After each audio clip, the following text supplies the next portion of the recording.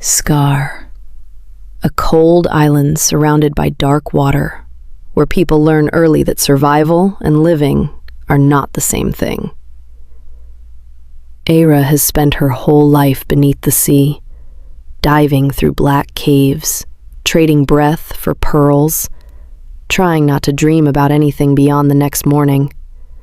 She fears only two things: running out of air and dying before she has truly lived. Then he came with the storm, a northern lord with eyes that sometimes glow gold, a man searching for a pearl powerful enough to stop the wolf inside him before it takes the last pieces of who he is. They both know time is running out. What neither of them understands yet is that the sea has already chosen for them. This is The Blood Pearl, a story about cold water, old wounds, and two people who were never taught how to be loved, trying to save each other anyway. Chapter 1. Red Tide. The storm came from the north, the way all bad things did on Skar. Eira felt it before she saw it, a pressure behind her eyes, a taste of iron in the wind. The sea had been wrong all day, too still in the morning, too green, pulling back from the rocks like a hand drawing away before a slap. By evening, the sky had split open. Rain fell sideways. Waves climbed the cliffs and crashed back down in white explosions of foam. The wooden docks groaned beneath the tide, and somewhere in the dark, a rope snapped loose and whipped against stone. The overseer's lantern swung above the boat. His face was wet and orange in the light. He looked at the sea, then at Eira, then back at the sea. "Down," he said. One word. That was all it ever took. Eira pulled the rope around her waist and tied the knot herself. She always tied her own knots. She had learned that lesson young, the hard way, the only way anyone learned anything on Skar. The rope was old, frayed in places. She could feel the weak spots beneath her fingers. Still, she tied it tight. A bad rope was better than no rope at all. The other divers had refused to go. 3 of them sat at the bottom of the boat, shivering with their arms wrapped around their knees. One had been crying. Eira did not judge them. The sea was cruel tonight, more cruel than usual, and the moon above the clouds was red, blood-colored. The old women on the island would have called that an omen. Eira believed in air, in knots, in the weight of a pearl in her palm. She stood at the edge of the boat and looked down. The water was black. Even the foam on the surface looked wrong, too thick, like something breathing. The wind hit her face, carrying salt, rust, and something deeper she could not name, something old. "Big shell spotted near the eastern cave," the overseer shouted over the storm. "Bring it up. Full pay for the boat if you do." Full pay. Enough rice and dried fish to last a week. Enough oil for the barracks lanterns. Enough to keep the younger divers from going hungry. Eira did not answer. She filled her lungs. 1 breath, 2, 3. On the 4th breath, she dove. The cold hit her like a wall of glass. The waters around Skar were always cold, but tonight the sea felt alive with it, sharp, electric, angry. The current grabbed her immediately and pulled her sideways. She kicked hard, forcing her body down, following the rope into the dark. Everything above disappeared. The storm, the boat, the lantern, the overseer's voice, all of it swallowed in an instant. Down here, there was only pressure, silence, and the sound of her own heartbeat. Eira opened her eyes. She could see almost nothing, only shapes. The dark outline of rock walls on either side, the pale glow of disturbed sand below, a jellyfish drifting past like a ghost made of water. She swam deeper. This was the part she would never say out loud, the part she kept locked behind her teeth like a stolen thing. Down here, in the freezing black silence of the deep, Eira was calm. The fear that lived inside her chest every waking hour, the tension in her shoulders, the way she flinched at footsteps, all of it dissolved the moment the sea closed over her head. Down here, she was not a diver, not property, not hungry or cold or afraid.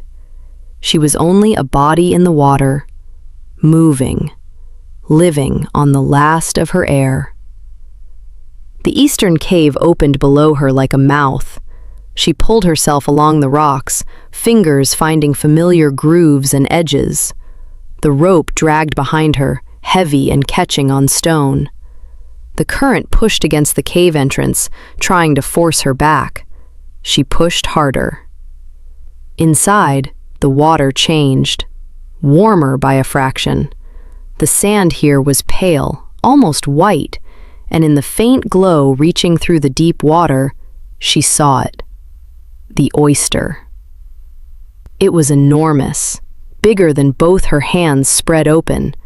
It sat on a flat rock near the back of the cave, half buried in sand, its shell ridged and black and ancient-looking.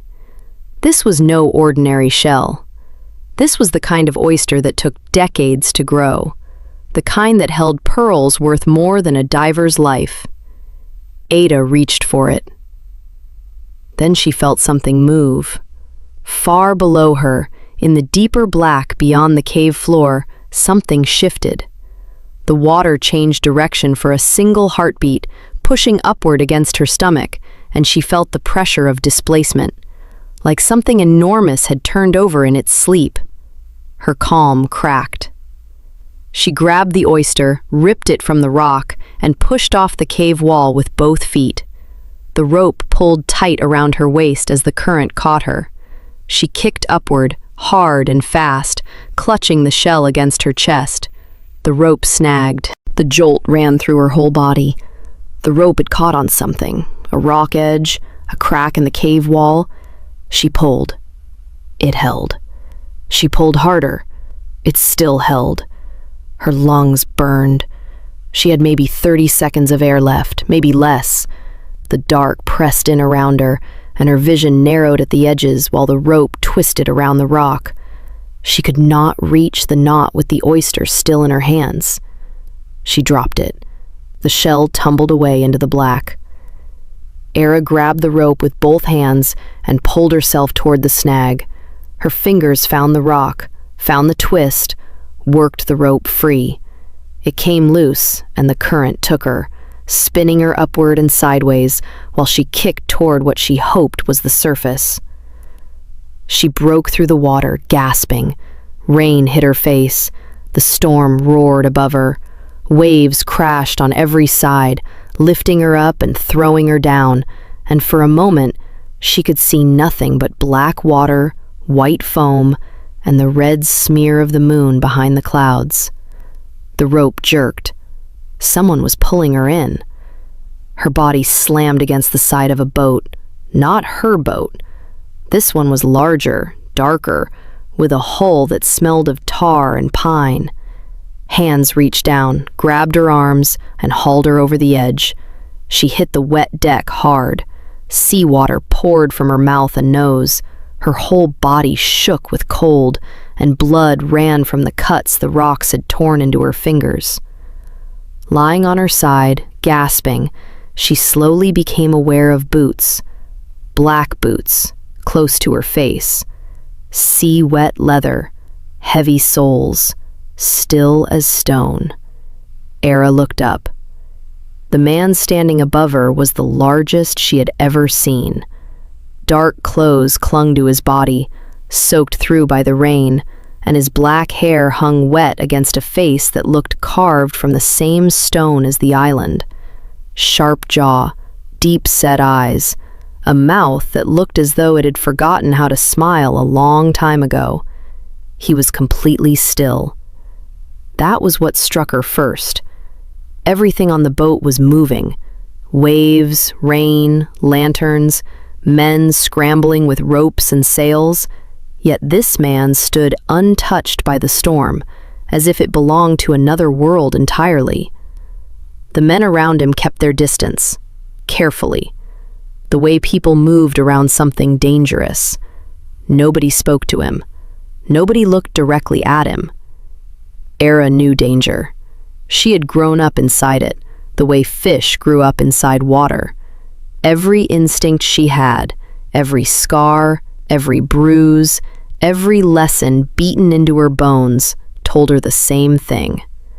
This man was more dangerous than the sea. She coughed again. Seawater and bile splashed near his boots. Her body tensed automatically. On Skar, that earned you a backhand at best. He crouched down slowly, the way you lowered yourself near a wounded animal. His face came close enough for her to see his eyes clearly now. Dark, almost black, with something restless moving behind them. Something that did not feel entirely human. He reached out and took her chin between his fingers. His grip was firm but careful. His hand was impossibly warm against her frozen skin, and his thumb rested just below her lip, tilting her face toward his. He looked at her. Not the way men on Skar looked at divers, measuring usefulness, weight, lung capacity. He looked at her like someone trying to recognize something half-remembered. "How long do they keep you under?" he asked. His voice was low and quiet, somehow clear beneath the wind and crashing waves. Eira swallowed salt and blood. Her jaw trembled in his grip. Everyone else on the boat avoided his eyes for a reason. She held his gaze anyway. "As long as it takes," she said. Something flickered behind his eyes, brief, distant as lightning beyond the horizon. His thumb moved once against her jaw, almost unconsciously, and then he let go. He rose to his feet. Turning away from her, he looked toward the island. The black cliffs, the crashing waves, the faint lanterns burning along the docks. Above it all, the red moon hung in the sky like an open wound. Eira stayed where she was on the deck, shivering and bleeding as she watched him. She did not know his name. She did not know why he was here. She did not know what she had seen behind his eyes. But she knew one thing with the certainty of a girl who had spent her life reading the sea. Something had arrived on Skar that the island was not ready for, and neither was she. Chapter 2. The Wolf and the Salt. They brought Eira back to the barracks before dawn. The storm had not stopped. If anything, it had grown worse. Wind tearing at the roof planks, rain slipping through every crack and seam. The barracks smelled the way they always did. Wet wood, mildew, unwashed bodies. Salt. Always salt. It lived in everything on Skar. In the walls, in the blankets, in the food, in the skin of every person who had ever set foot on the island. Eira sat on her cot and wrung seawater from her hair. Her fingers were still bleeding.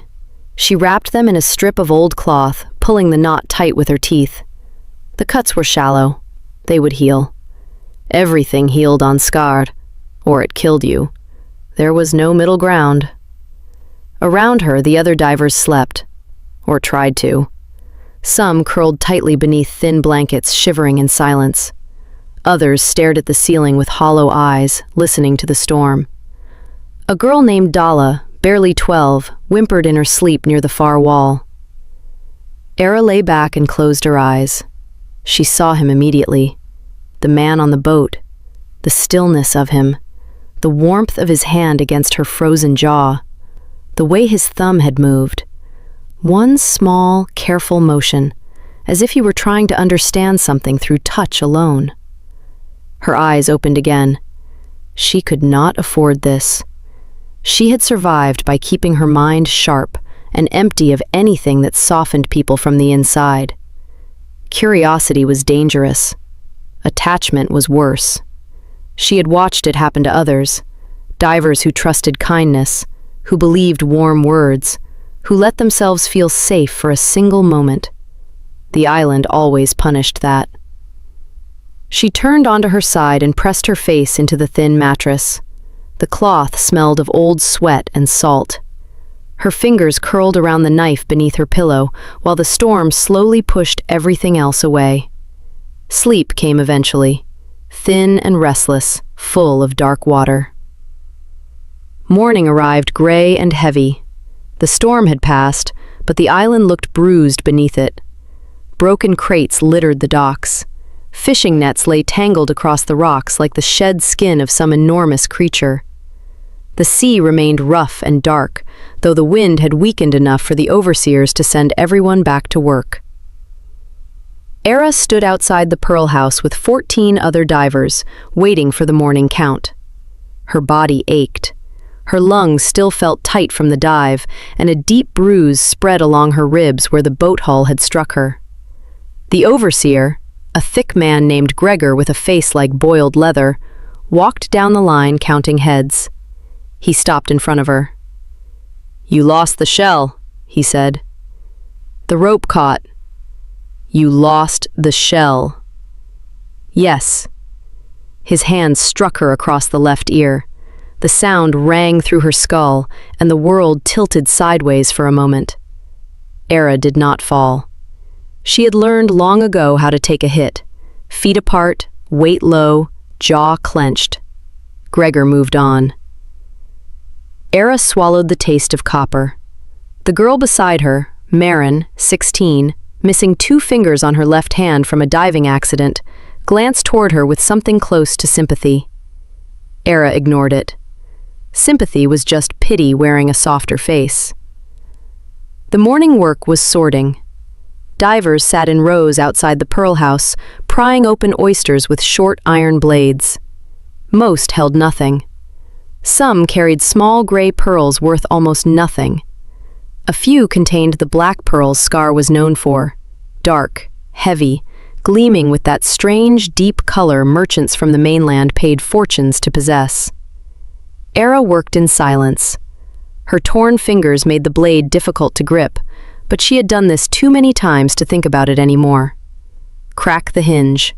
Slide the blade along the inner wall. Separate the flesh. Search. She was halfway through her pile when the rumor reached her. "Northern clan," Maren whispered without looking up. "A whole ship. Arrived during the storm." Eira said nothing. "The big one is their leader. Some kind of lord, or king. Nobody knows exactly." Maren lowered her voice even further. Gregor nearly pissed himself when he saw them. The harbor master gave them the stone house on the ridge, the one with the iron doors. The stone house had stood empty for years. It sat high above the eastern docks, the only building on Skar made from stone instead of wood. Visiting merchants used it once a year during pearl season. Giving it to strangers meant someone was afraid. "What does he want?"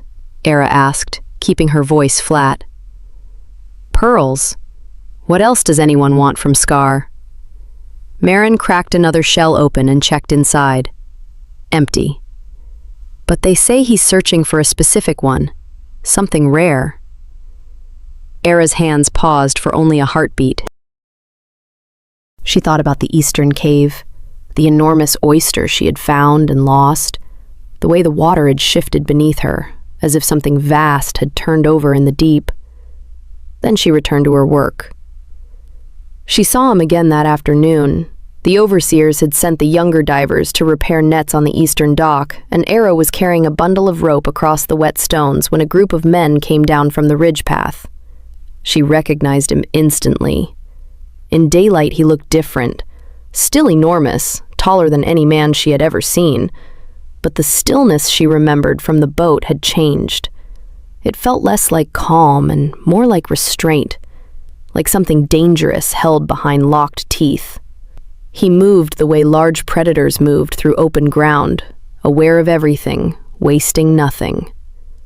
4 men walked with him, all of them large, silent, tense in the same unsettling way.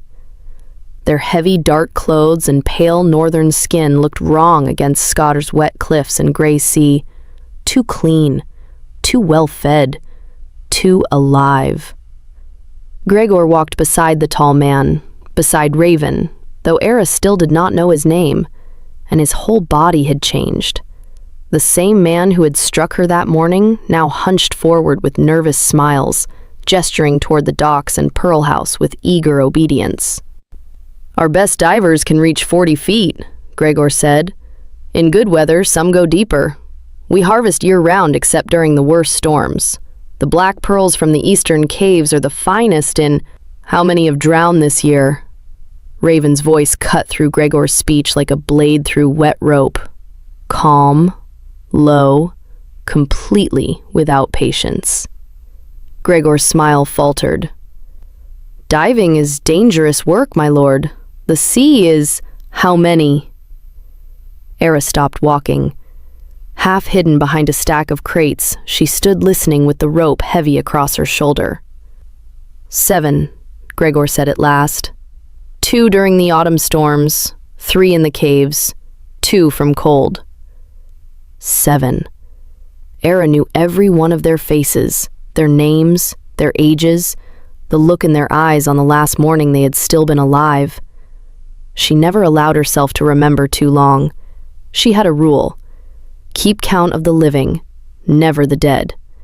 The dead list only grew, and eventually it swallowed people whole. Raven said nothing for a long moment. Wind pushed his dark hair back from his face while he stared out at the water, and Eira noticed his jaw tighten. Most people would have missed it. She didn't. "Children?" he asked. "They begin training at 8, Gregor answered. "Younger if they're small enough for the narrow caves." Something changed in Raven's posture. A tension climbed from his hands into his shoulders and neck. One of the men behind him, broad and red-haired, with scars across his knuckles, shifted uneasily and glanced toward Raven with something close to concern. Raven turned and looked directly at Gregor. Whatever Gregor saw in that look made him step backward. "Show me the caves," Raven said. "Tomorrow." "Of course, my lord. I'll arrange the best divers to— The one from last night." Gregor blinked. "My lord?" "The diver from last night. The one in the water during the storm. I want her." The words landed in Eira's chest like a stone dropped into still water. Her grip tightened around the rope. Gregor hesitated only briefly. Eira could almost see the calculation behind his eyes. The value of a diver weighed against the danger of refusing a man like this. "Eira," Gregor said at last. "Yes, one of our strongest. Deep lungs. Fast. She knows the eastern caves better than anyone alive." Raven nodded once. Then he turned back toward the ridge path, his men falling into step around him.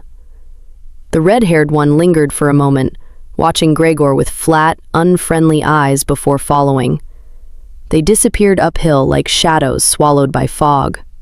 Eira waited until they were gone before setting the rope down against the crate. Her hands were shaking. She told herself it was the cold. That night she lay awake staring at the dark ceiling of the barracks. Rain tapped unevenly against the roof while distant waves crashed against the cliffs below. She kept hearing the question in her head. How many have drowned? Not how many pearls, not how deep. How many have drowned? And then, children? One quiet word carrying something heavy beneath it. Eira had spent her whole life around men who saw divers as tools, useful while functional, disposable when broken. Those men were easy to understand. Predictable men could be survived. This man felt different. She pressed her fingers carefully against the bruise on her ribs. The pain grounded her, familiar, reliable. tomorrow she would take him to the caves. She would dive where he pointed and bring up what he wanted. She would keep her head down, keep her mouth shut, and survive the way she always had. She would not think about his hand against her chin, or the warmth of his fingers, or the way he had looked at her, as if she were something pulled from the bottom of the sea that he had been searching for without knowing it. She turned onto her side and wrapped her hand around the knife beneath her pillow. Outside, somewhere high above the eastern cliffs, a sound rose through the night. A howl, long, low, full of something that sounded painfully close to grief. It cut through the wind and rain and crashing waves, lingering in the darkness even after it ended. Beside her, Dalla sat upright in bed, eyes wide. "What was that?" the girl whispered. Eira stared at the wall. "The wind," she said, but her grip tightened around the knife, and her heartbeat had nothing to do with fear. Chapter 3. The Eastern Caves. Dawn came without color. The sky stretched over the island like a sheet of dull gray iron, and the sea beneath it matched the same lifeless shade, as if the world had been drained of everything except stone, cold, and salt. Fog rested low over the water, thick enough to swallow smaller boats whole. Eira was ready before Gregor came for her. Her hair was braided tight against her skull the way it always was before a deep dive. She wore her diving clothes, a thin, sleeveless shirt and short trousers worn nearly transparent from salt and years of use. Her feet were bare. Shoes were useless in the water, and bare skin gripped wet rock better than leather ever could. Her rope rested over one shoulder, blade at her waist, small pearl pouch tied at her hip. Gregor appeared at the barracks door and jerked his head toward the docks. He did not speak. His expression carried the same irritation as before, the look of a man forced to hand over something he considered his property. Eira followed him down the path. The eastern dock was smaller than the main harbor and much older. The wood had gone black with age and rot, and the leaning posts made the whole structure look as though it were slowly sinking into the sea. 2 boats waited there. One belonged to the divers, the other did not. Raven stood at the end of the dock alone. No guards, no red-haired northerner beside him. Just him, facing the fog with his hands at his sides, looking out over the water as if he could see through it. He wore the same dark clothes as before, though today a long black coat hung from his shoulders. Thick, weather-beaten, built for northern winters instead of Skar's salt winds. His dark hair moved faintly in the cold air. In the gray morning light, he looked less like a man and more like something the island itself had shaped from rock and storm. Eira stopped 3 paces behind him. He turned immediately. His eyes found her with unsettling precision, and she felt the full weight of his attention settle over her. He looked at her the way he had looked at the sea, patiently, completely, missing nothing. She watched his gaze move over her body, the bruises beneath the thin fabric, the rope burns around her wrists, the cuts on her fingers wrapped in stained cloth. His jaw tightened. "You're injured," he said. "I'm always injured." The words slipped out before she could stop them. Flat, honest, spoken without self-pity. "The sea is cold, the wind is strong. I'm always injured. Just another fact of Skar." Something shifted behind Raven's eyes. That restless thing she had glimpsed on the boat stirred briefly beneath the surface before he looked away toward Gregor. "She dives like this?" Raven asked. "She's our best. Strong lungs, fast hands. The cold barely slows her, and—" "I asked if she dives injured." Gregor's mouth opened and closed once. "The harvest doesn't stop for—" "It stops today," Raven's voice never rose. It did not need to. Get bandages, clean ones, and something warm for her to wear on the boat. Gregor stared at him, then at Eira, then back at Raven. Confusion shifted into resentment before finally settling into obedience. He understood what kind of man stood in front of him. He left without another word. Eira remained beside Raven, listening to the water move beneath the dock. She did not know what to do with this. Kindness on Skar was always a transaction. Someone gave you something small so they could take something larger later. "You don't need to do that," she said. Raven looked at her. "Do what?" "Waste supplies on me. I can dive like this. I've dived in worse condition." "I know you can." He said it simply, without doubt. "That isn't the point." Eira frowned slightly. "Then what is?" He did not answer. For a while there was only fog, the creak of wet wood beneath their feet, and the slow rhythm of waves against the posts. "The eastern caves," he said at last. "How deep?" "The outer chambers are maybe 30 feet. The inner ones go deeper, 60, 70. Some I've never reached the bottom of." "And the oysters?" "The largest grow in the deep chambers where the water stays warm and the currents are strongest. They cling to the cave walls for years, decades." Raven was quiet for a moment. "Have you ever seen a pearl that looked different from the others?" Eira felt her stomach tighten. "Different how?" "Color, size, anything unusual." She thought about the enormous oyster hidden deep in the eastern cave, the one she had found during the storm, the strange shift in the water beneath her. "The black pearls sometimes carry red veins," she said carefully. "The old divers say the caves drink blood from the drowned. Iron in the water stains the shells over time." Raven turned his head slightly, studying her from the corner of his eye.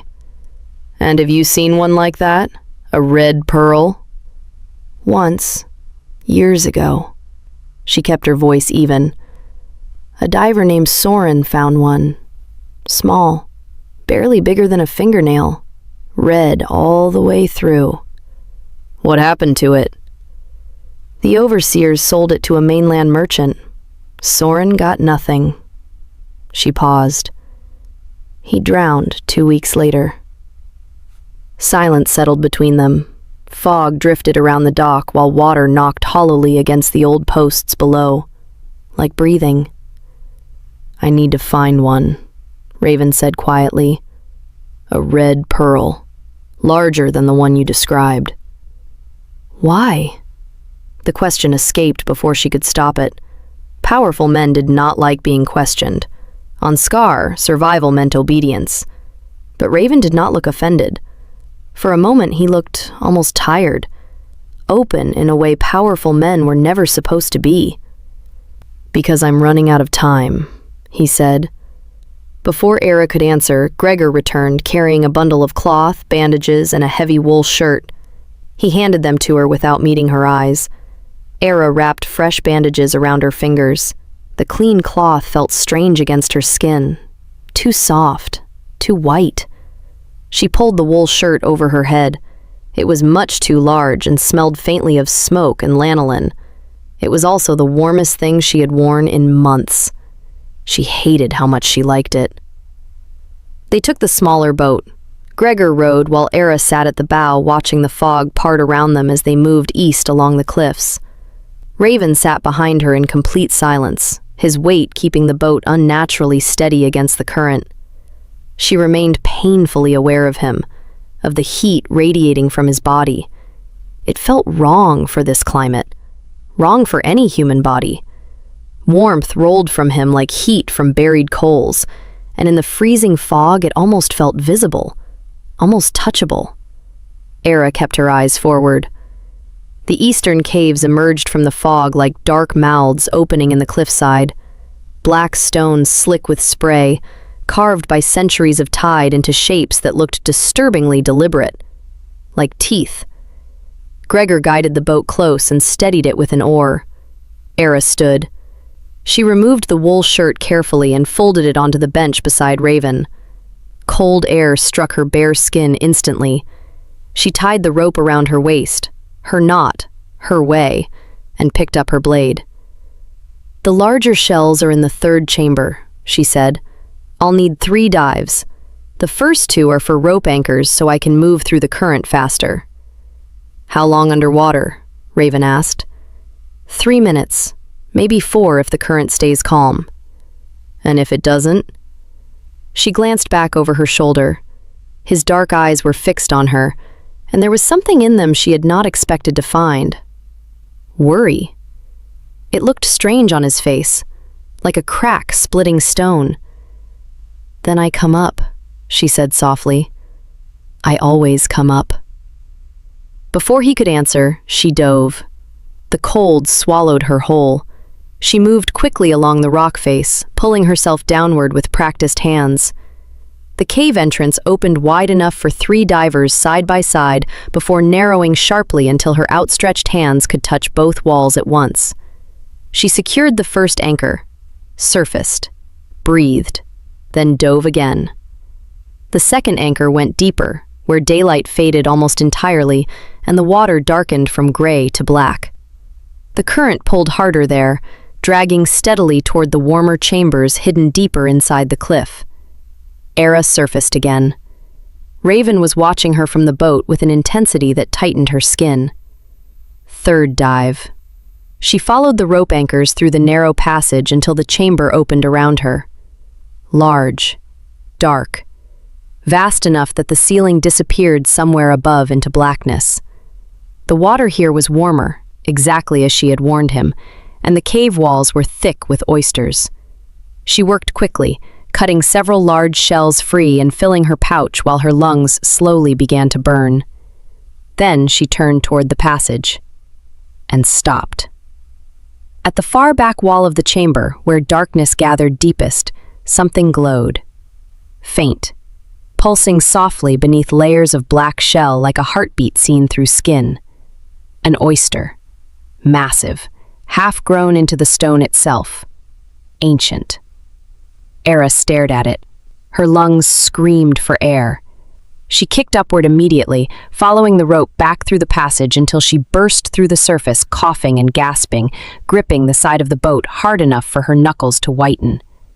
Raven leaned forward instantly. His hand closed around her forearm, steadying her as he pulled her slightly closer to the boat. His grip was firm and burning warm against her frozen skin. She could feel his pulse beneath his fingers. Fast. Much too fast. "What did you see?" he asked. Eira looked up at him. Water streamed from her face while the faint red glow still pulsed behind her eyes. "Oysters," she said. "Good ones." She handed him the pouch. He took it, but his eyes never left her face, searching, reading. "That's all?" he asked quietly. Eira pulled herself into the boat and reached immediately for the wool shirt. The warmth closed around her body like protective arms. "That's all," she said. She kept her eyes lowered. Silence stretched between them while water dripped steadily from her hair onto the wood. She could feel him deciding whether or not to believe her. Finally, he leaned back and opened the pouch. One by one, he examined the oysters carefully, turning them in his hands while his fingers traced along the ridges as though searching for something by touch alone. At last, he set the final shell aside. "Tomorrow," he said quietly, "we go deeper." Eira nodded. She said nothing about the glow in the cave, nothing about the pulse hidden deep in the dark water, nothing about the pearl already waiting there like a heart torn from something ancient and left behind to keep beating alone beneath the sea. She said nothing, and she did not understand why. Chapter 4. Warm Hands, Cold Island. That night the temperature dropped. It happened quickly, the way it always did on Skar when the northern winds shifted. 1 hour the air was merely cold. The next it became something sharper, a deep, biting freeze that turned breath white and made the wooden walls of the barracks groan like a ship breaking apart at sea. Eira lay beneath 2 thin blankets and shivered.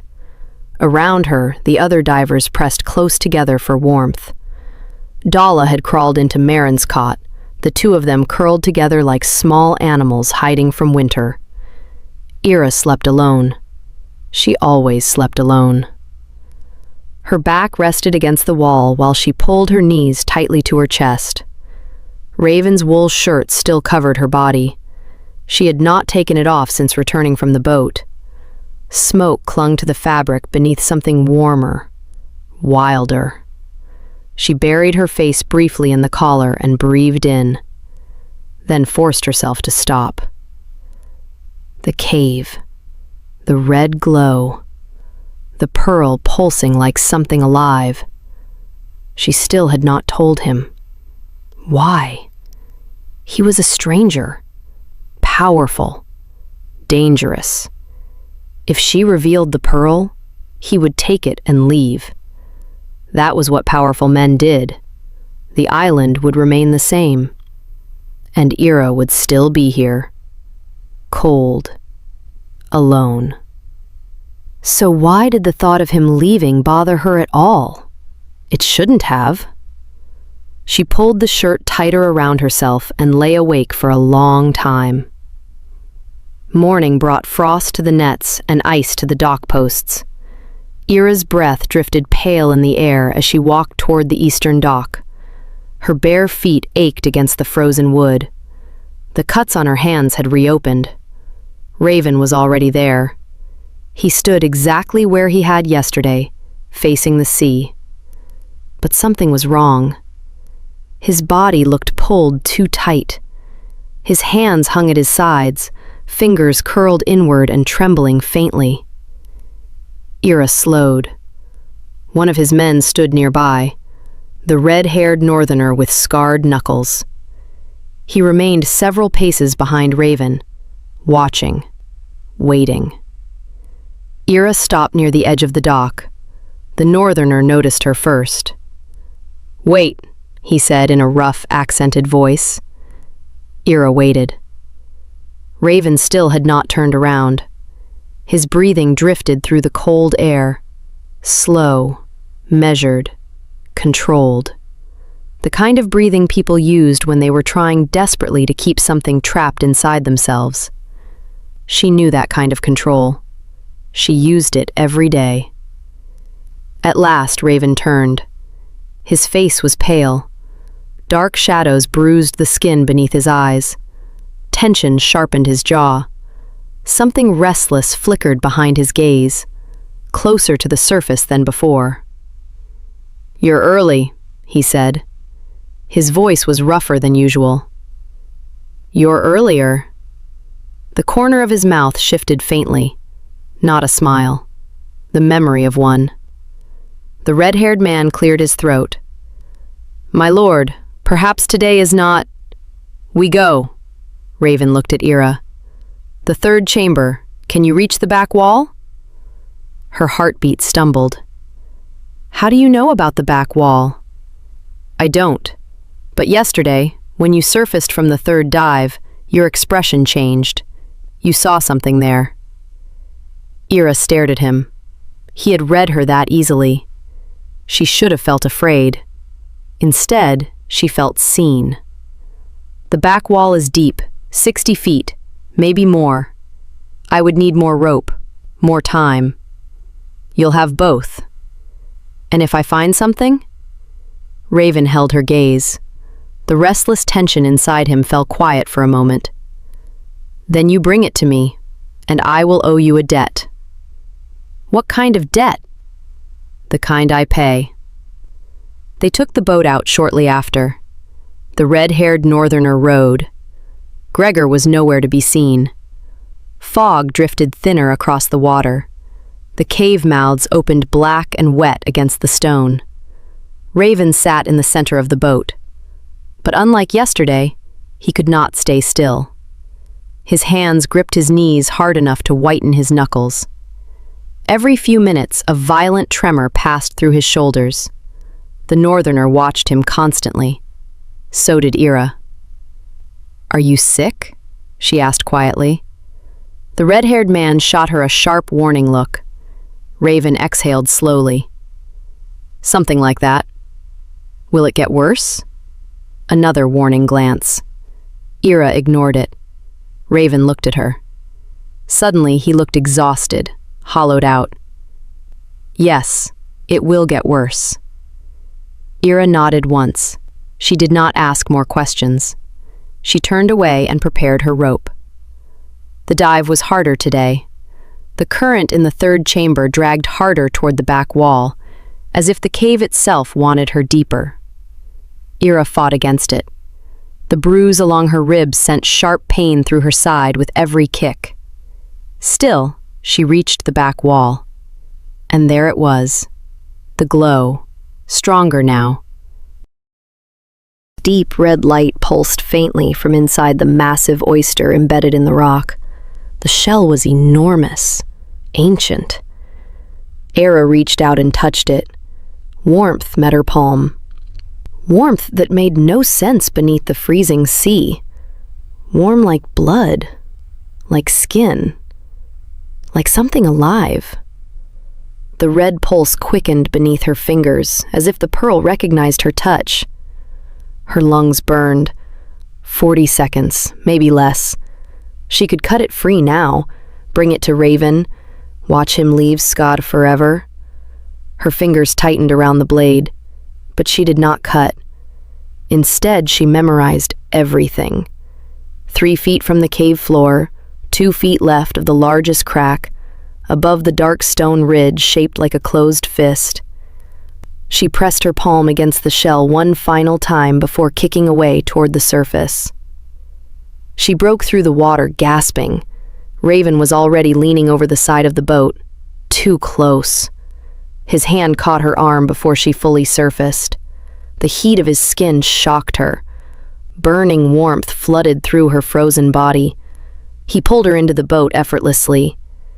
Eira landed hard against the wooden floor, coughing and shaking. But Raven's hand remained wrapped around her arm. His thumb pressed against the inside of her elbow where her pulse hammered. He was breathing hard, harder than she was.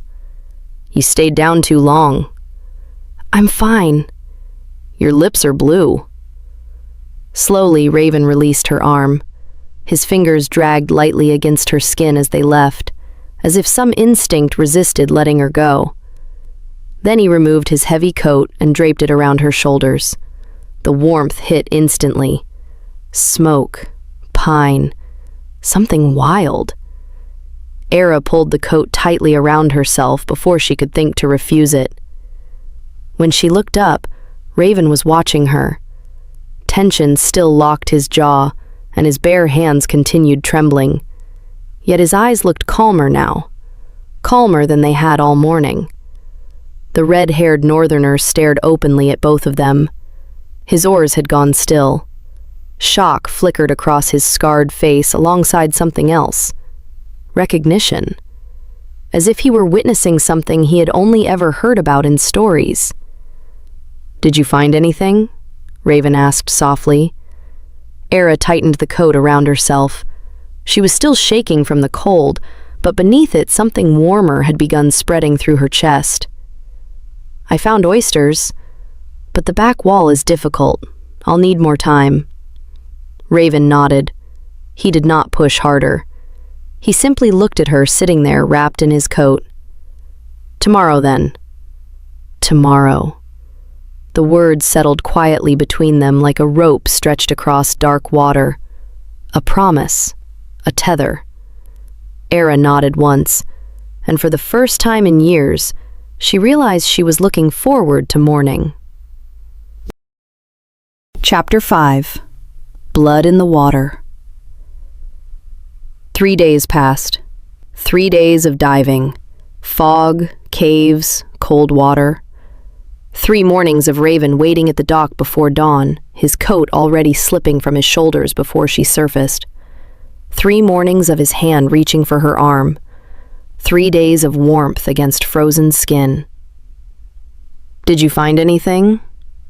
And every time her quiet lie. "Not yet." Her excuses were running thin. The pearl was there. She knew exactly where it rested. Sometimes she thought she could feel it from the surface, a faint pull in her chest, like a second heartbeat beneath the sea. And every day she kept it from him. On the 4th morning, everything changed. When she arrived at the dock, Raven was no longer alone. All 4 of his men stood near the boat speaking quietly. The conversation stopped the moment they noticed her. Kale stood among them, scarred arms folded. The others watched her with curiosity, suspicion, something close to fear. Raven stood apart, one hand pressed flat against the cliffside, head lowered, breathing slow and deliberate through clenched teeth. His free hand trembled openly. Kale stepped into her path. "Today is not good. He did not sleep. The wolf is close." Eira looked past him toward Raven. "What happens when the wolf gets closer?" Kale studied her. "He loses himself, piece by piece. Then the body changes without permission. And eventually, there is no more him, only the wolf. The pearl is his last chance, if the stories are true." "How long does he have?" "Weeks, maybe less." He looked at her. "He chose this search instead of dying in war. Do you understand what that means?" She did. It meant he was afraid. "Let me talk to him." Kale hesitated, then stepped aside. Her bare feet made almost no sound against the wet dock. Raven heard her approach instantly. His shoulders tightened. His breathing changed, faster, shallower. "Don't." His voice was deeper, rougher. "Stay back." Eira stopped several paces away. "Look at me."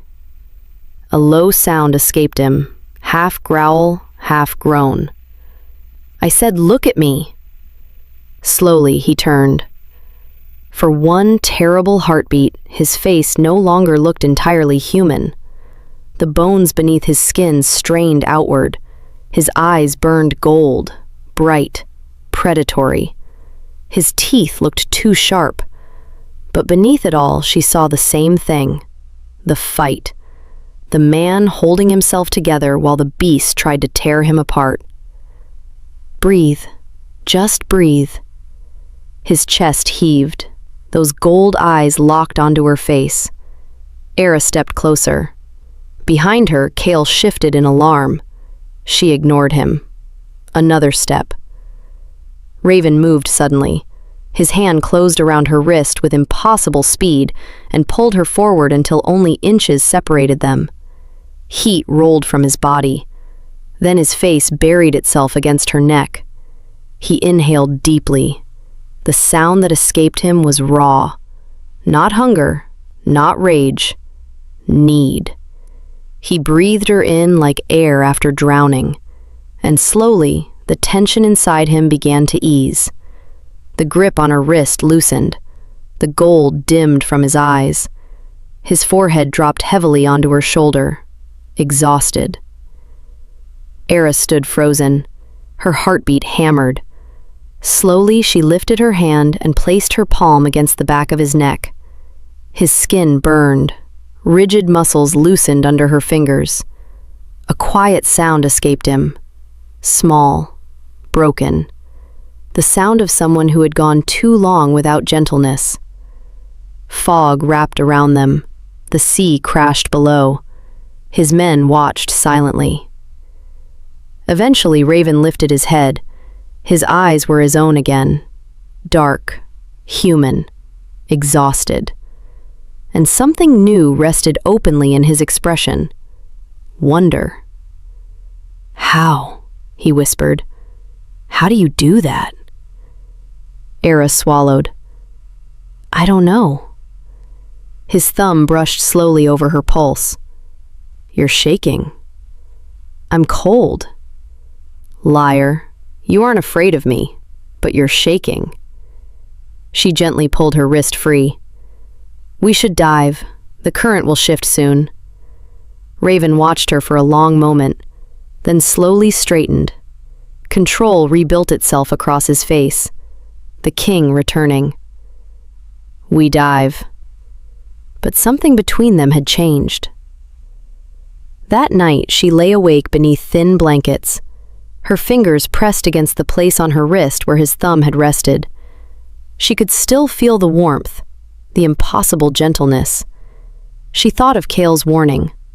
Weeks, maybe less. She remembered the exhaustion in Raven's eyes, the quiet, broken sound he had made. And sometime before sleep, Eira made a decision. Tomorrow, she would go deeper. Tomorrow, she would cut the pearl free. Tomorrow, she would bring it to him. Because Raven was running out of time. And because for the first time in her life, Eira had found something she feared losing more than her own survival. She closed her eyes. Outside, waves hammered against the cliffs. Wind screamed through the dark. And somewhere high above the island, inside the stone house with the iron doors, she knew Raven was awake too. Listening to the same sea, thinking of the same warmth, burning with the same terrifying thing neither of them yet knew how to name. Eira does not remember the hands that brought her to Skar. She was 6 years old, maybe younger. There was fog, a whisper, a gentle hand against her forehead, and then darkness. That was the last gentleness she remembered for a very long time. On Skar, children learn early that air is never guaranteed. They put you in the water and teach you to stay under until your lungs burn. If you surface too soon, they push you down again, before your breathing steadies, before the panic leaves your body. You learn quickly, because girls who fail do not stay on the island for long. Ships come for them, ships that sail south, ships no one returns from. Eira learned faster than most. By 8, she could hold her breath until the edges of her vision darkened. She watched the others break, watched them surface too early, gasping and terrified. Then came the cages, rusted iron hanging from the cliffs above the sea. At night, the wind carried the screaming across the water. Eventually, Eira stopped screaming too, stopped crying, stopped hoping for kindness, stopped feeling anything except the cold and the need for air. By 10 years old, survival had become the only thing inside her that still knew how to breathe. The sea shaped everything else away, but she never forgot the whisper in the fog, or the gentle hand against her forehead before the darkness took everything else.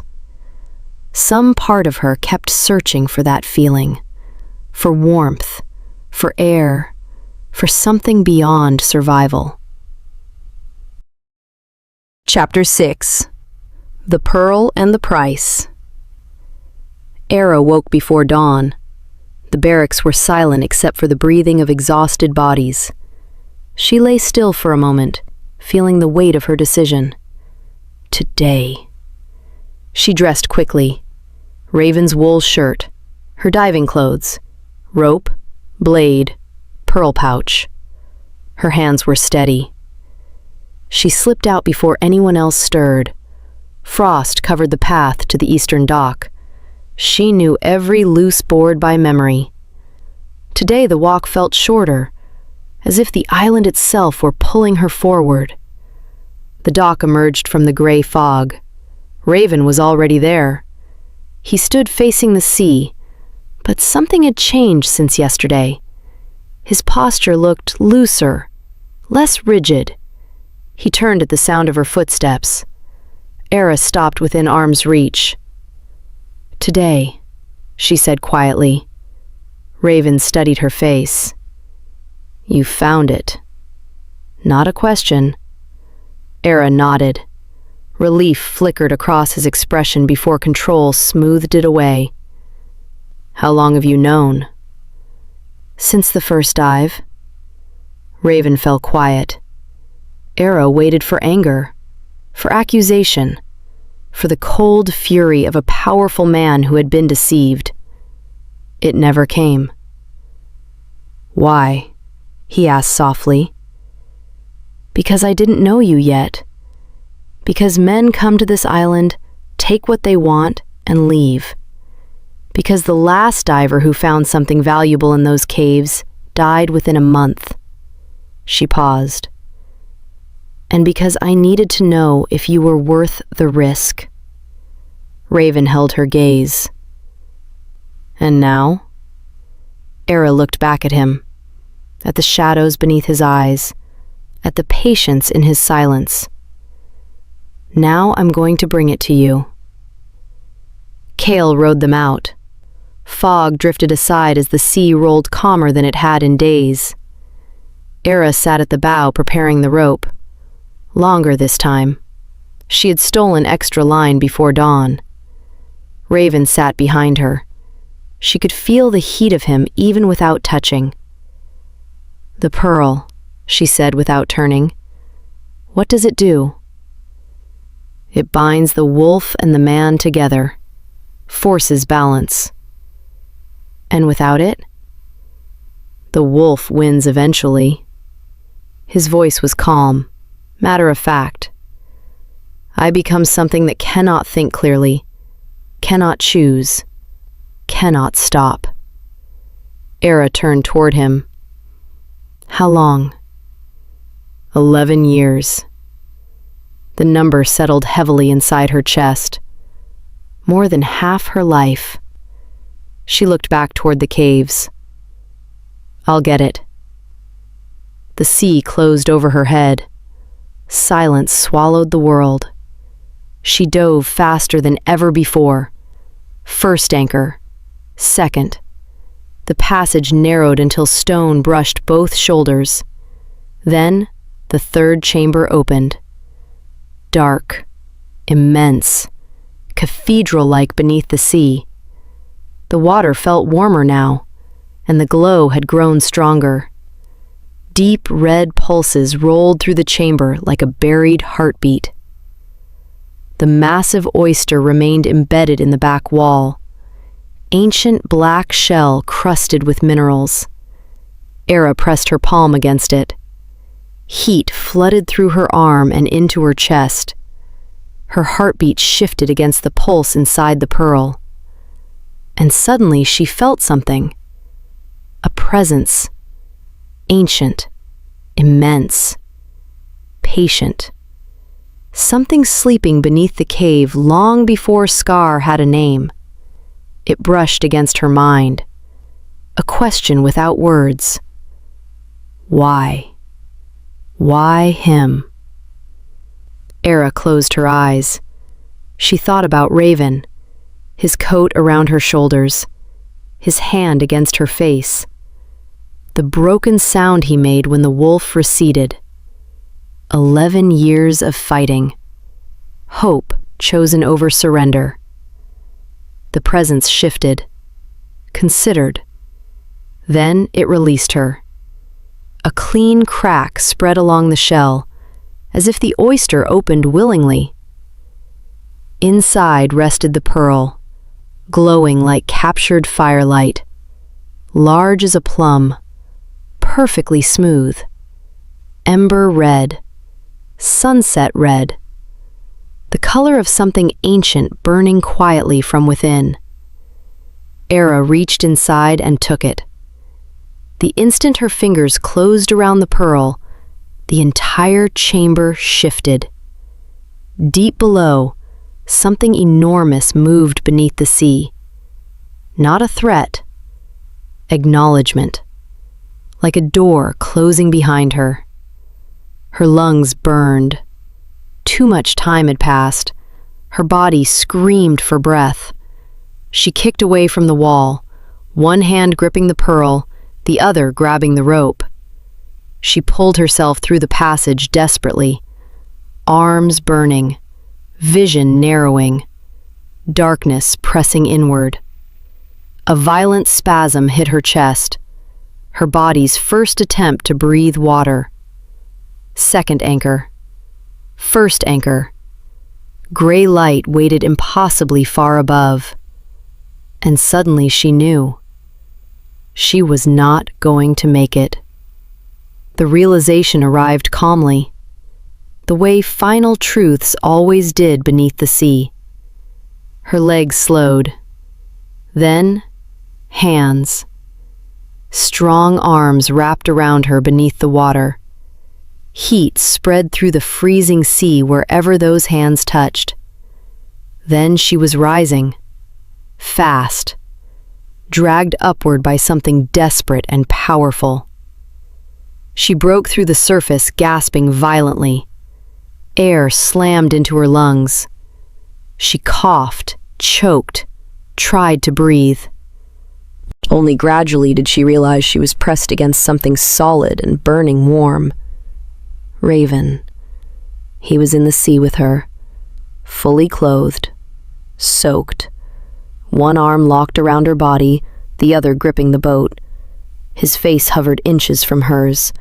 His eyes burned gold. The wolf stood right beneath the surface. She could see it in the sharpened lines of his face, in the two long teeth, in the low growl vibrating through his chest. But the wolf was not trying to hurt her. It was holding her above the water, keeping her alive. "You stopped moving," Raven said roughly. "You stopped moving and I—" The words broke apart. Kale hauled Eira upward. The moment Raven released her, freezing cold crashed back. She collapsed onto the floorboards, shaking, coughing, convulsing. Her right hand remained clenched shut. Slowly, she opened it. The pearl rested in her palm, glowing with warm red light, like a heart removed from a body that still refused to stop beating. Raven climbed into the boat. Water poured from his clothes, his gold eyes fixed on the pearl. Then he went completely still. He looked at the pearl, then at her, then back again. "You almost died." "I know. For this." "Yes." Slowly, Raven lifted one trembling hand. He did not reach for the pearl. He reached for her. His fingers cupped her jaw, claws still slightly too sharp. Warm water dripped from his hair onto her face. His thumb traced along her cheekbone. "Why?" he whispered. Eira looked up into his gold eyes, at the wolf staring through the man, at the man still fighting to remain himself. "Because you're running out of time, and I decided you were worth the risk." Raven's thumb stilled. His eyes closed. A quiet sound left him, shattered and fragile, like a piece of himself finally breaking after being held together too long. Slowly, he pressed his forehead against hers, hot skin against cold. His breath touched her lips. The pearl glowed between them where her hand rested against his chest. And for one impossible moment, she felt all three rhythms settle together. His heartbeat, hers, the pulse of the pearl. Sinking, balancing, becoming one thing. Raven stayed there, breathing the same air she breathed, holding her face as if it were something impossibly precious. And Eira, who had spent her whole life being useful instead of cherished, closed her eyes and let herself be held. Chapter 7. The Debt. The pearl changed him slowly. Eira watched it happen over the next 2 days the way she watched the sea change before a storm, through small shifts most people would never notice. A body relearning itself, a tension unwinding degree by degree. The tremor in his hands disappeared first.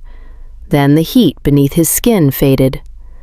The fever that had once felt dangerous even through cloth and air slowly became something human again, warm instead of burning, alive instead of consuming. His eyes stayed changed. The gold remained there now, not fully, not all the time, but a ring of amber around each iris that caught light strangely. A reminder, a mark left behind by something that had not vanished so much as retreated deeper beneath the surface. The wolf was still there. It simply was no longer winning. And Raven moved differently now. The rigid restraint had eased from him. He crossed the island with the unconscious grace of a man no longer fighting his own body every waking moment.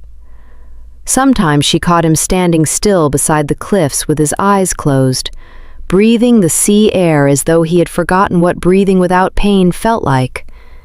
And sometimes he smiled, only briefly, a quiet movement at the corner of his mouth, almost startled, as though joy was something unfamiliar returning after a very long absence. It changed him completely, made him look younger, made him dangerous in a different way. Eira watched all of it from a careful distance. She still dove every morning. She still sorted pearls and coiled ropes and carried nets through the freezing dawn with the other divers. She kept the rhythm of her life wrapped tightly around herself like armor, because now he was healing, and healed men left. Gregor found her on the eastern dock on the third evening. The other divers had already returned to the barracks. The gulls wheeled overhead in the fading gray light, while Eira stood near the edge of the dock coiling rope beside the water. She heard his boots before she saw him. Heavy, deliberate. She kept working. Loop, pull, coil. Gregor stopped beside her. The northerner is leaving. Her hands continued moving. Tomorrow, maybe the day after. The sea rolled beneath the dock in long, dark swells. He got what he came for. The rope tightened in her hands. He asked about you. Her fingers stopped. Slowly she looked up. Gregor's smile was thin in the evening light. Your debt? Your contract? What it would cost to buy you from the island? Something tightened sharply beneath her ribs. And? I told him the truth. You have no contract. You have no debt. You're a ward of the island. There's nothing to buy out. His smile widened. You belong to Skar.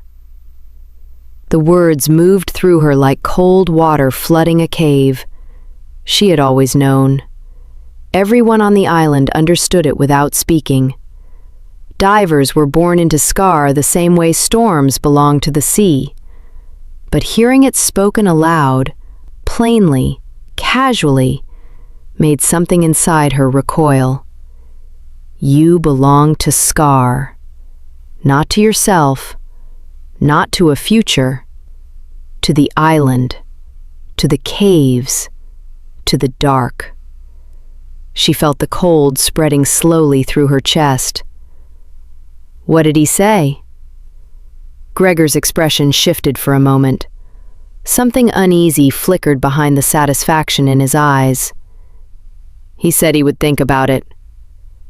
Then he turned and walked back toward the ridge path, his boots echoing across the frozen planks until the fog swallowed him completely. Eira remained where she was.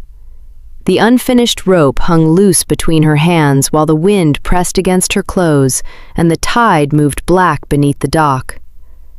Tomorrow. The words settled heavily inside her. Tomorrow he would leave.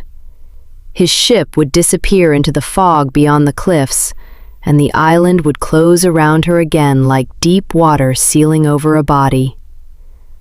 She pulled Raven's wool shirt tighter around herself without realizing she had done it.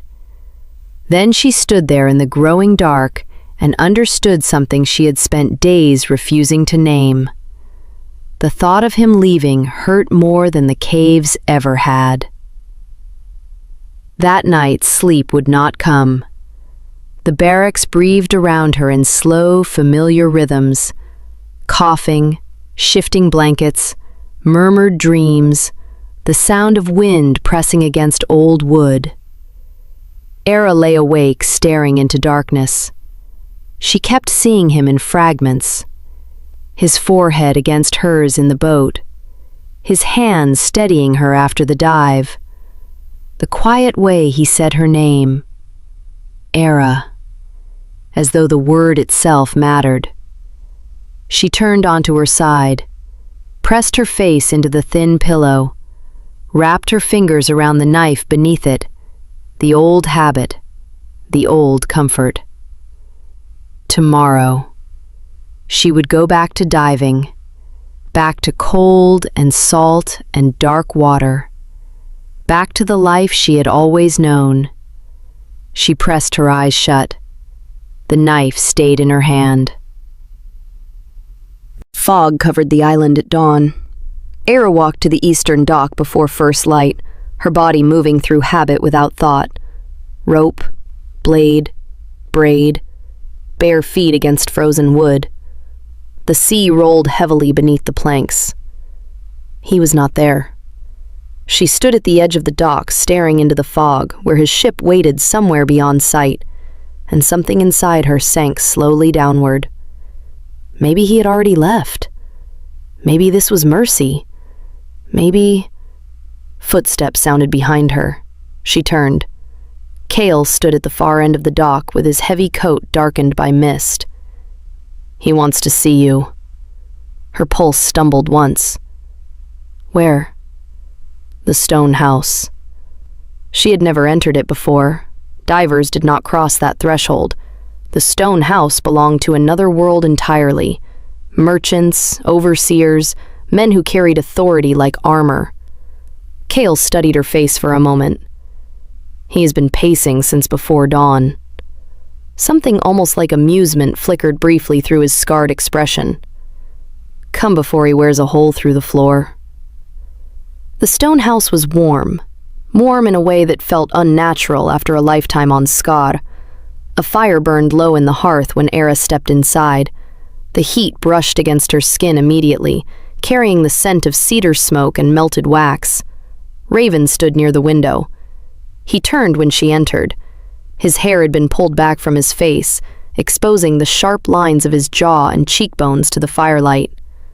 Without fever hollowing him from within, he looked larger somehow, stronger, more solid, more dangerous, because now there was nothing visibly broken about him at all.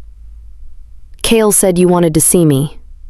His gaze settled on her immediately, steady and intent enough to make her chest tighten. "Sit." She remained standing for a moment longer before crossing the room slowly and lowering herself into the chair opposite him. The fire crackled softly between them. Raven leaned forward, forearms resting against his knees, hands clasped loosely together. No tremor, no strain, only that unbearable stillness he carried when something mattered deeply to him. "I spoke with Gregor." "I know." Something hard moved briefly behind his eyes. "He informed me that you belong to the island." "I do." "No." The word came quietly, certain. "You don't understand how Skar works." "I understand perfectly." His gaze never left her face. "I understand that they took children and taught them to drown slowly for profit. I understand that they convinced those children this was the only life possible." His jaw tightened slightly. "And I understand that hearing you speak about yourself like property makes me want to put Gregor through the nearest wall." Despite herself, a faint breath of something almost like laughter escaped her. It vanished quickly.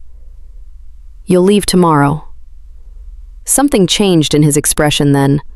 Not surprise. Pain. Small. Quickly hidden. Yes. The room felt suddenly cold despite the fire. He was quiet for a long moment.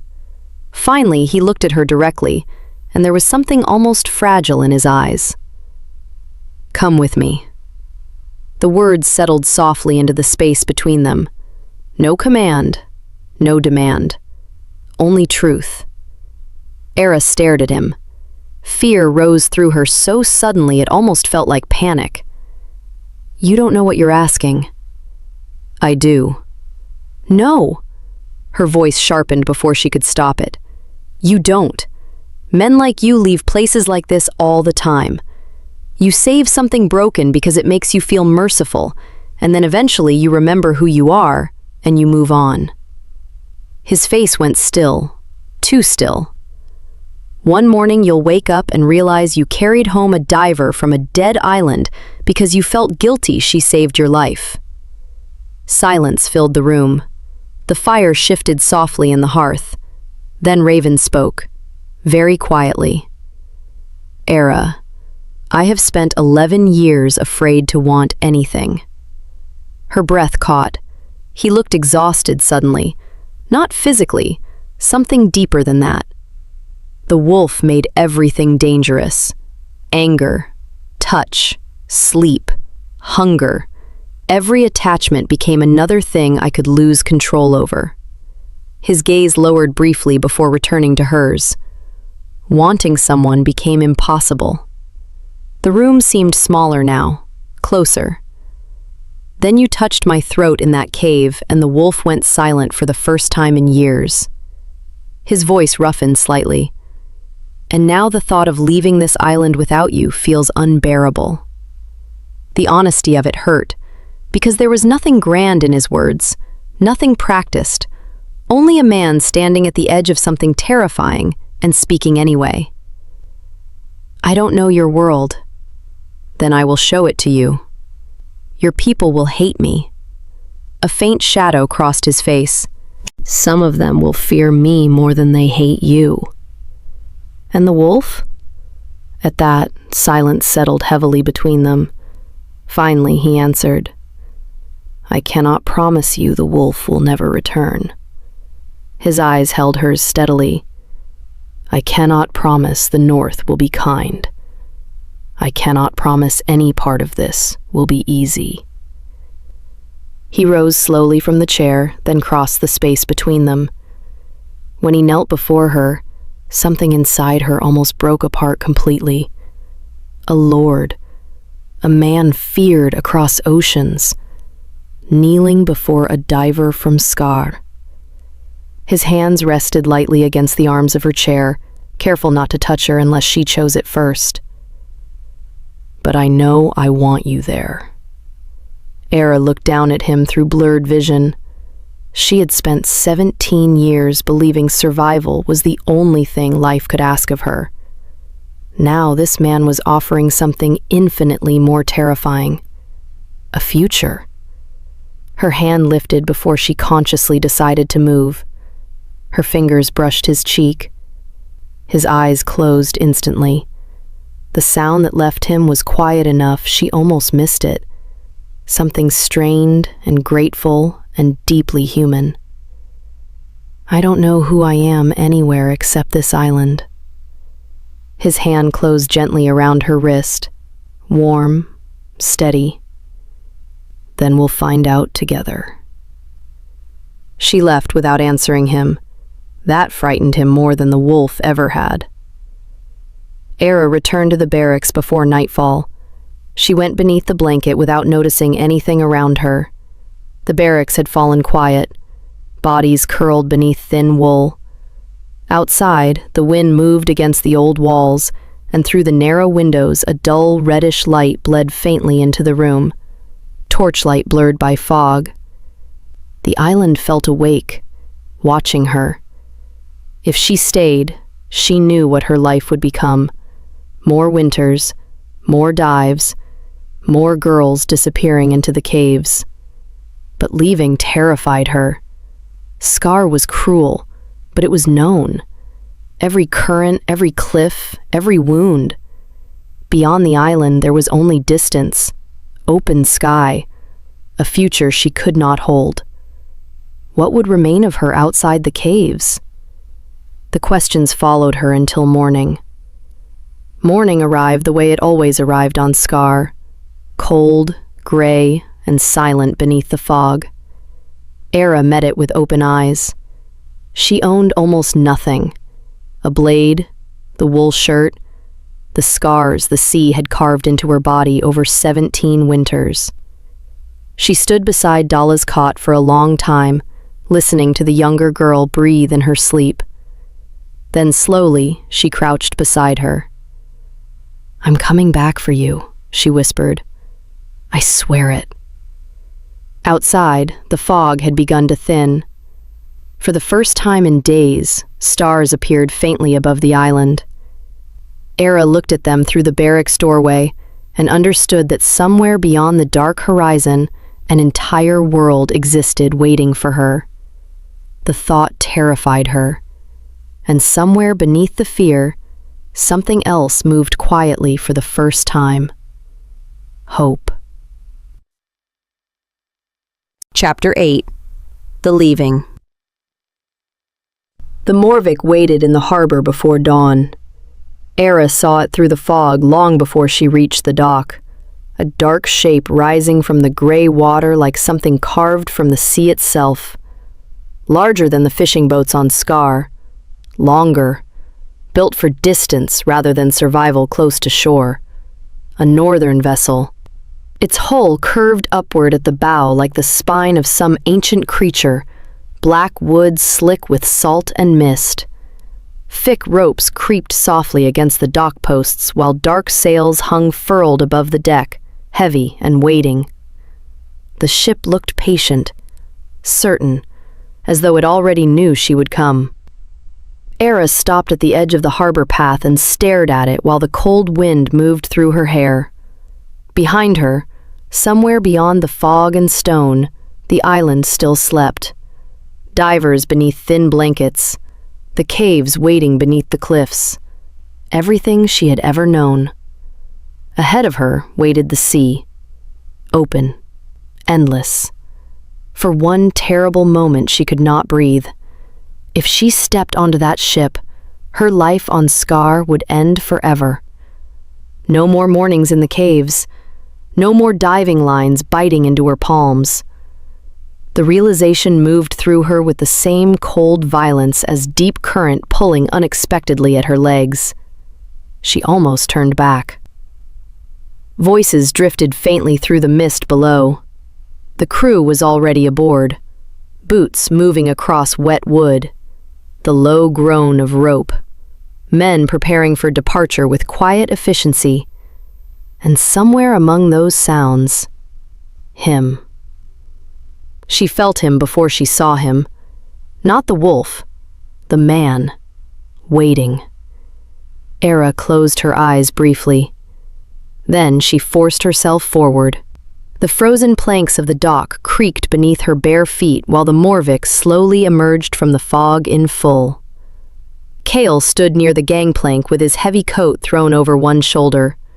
He noticed her immediately but said nothing, only watched her approach with that unreadable stillness. Behind him, the others moved across the deck securing ropes and checking lines. No one looked surprised, but she felt the shift anyway. They had not truly expected her to come. Her pulse climbed higher with every step toward the ship. And then she saw Raven. He stood near the stern rail looking toward the island, one hand resting loosely against the dark wood. The wind pushed strands of black hair across his face, while the fog moved around him in slow, pale ribbons. He turned at the exact moment she reached the gangplank. Their eyes met across the distance. Neither of them spoke. Something changed in his face then. Not relief. Relief was too small a word. It looked more like a man pulling air into his lungs after being underwater far too long. The gangplank shifted beneath her feet as she crossed onto the ship. The movement felt familiar instantly. Not identical to the small diving boats of Skar, the Morvik carried its weight differently, deeper and steadier, but close enough that her body adjusted without thought. The deck rolled softly beneath her. She rolled with it. By the time she reached the center mast, she had already found the rhythm. The ship noticed her too. Every vessel had its own movement. Divers understood that instinctively. The trick was listening before fighting it. She stood still for a moment with one hand against the mast and felt the sea through the ship's bones. Alive, restless, waiting. You don't move like someone afraid of boats. Braille, the younger sailor, stood nearby, coiling rope. He watched her cautiously. I grew up on the water. Fishing boats aren't this. No, they're smaller. Something almost like amusement flickered across his face. Before either could say more, Raven crossed the deck toward them. The shift among the crew happened instantly. Subtle, automatic. No one stopped working, but space opened around him unconsciously, the way water parts around stone. Braille stepped back first. Then Fen moved aside near the rigging.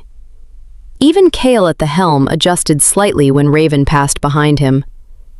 Eira noticed everything. The distance, the caution, the awareness humming beneath every movement. They respected him. They trusted him. And they feared him. Raven stopped beside her, close enough that warmth reached her through the cold sea air.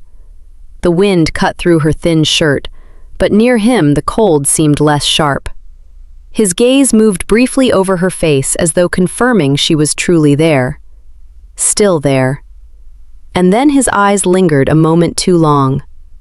Not carelessly, carefully, as though he had spent the entire morning aware of where she was on the ship without allowing himself to approach her.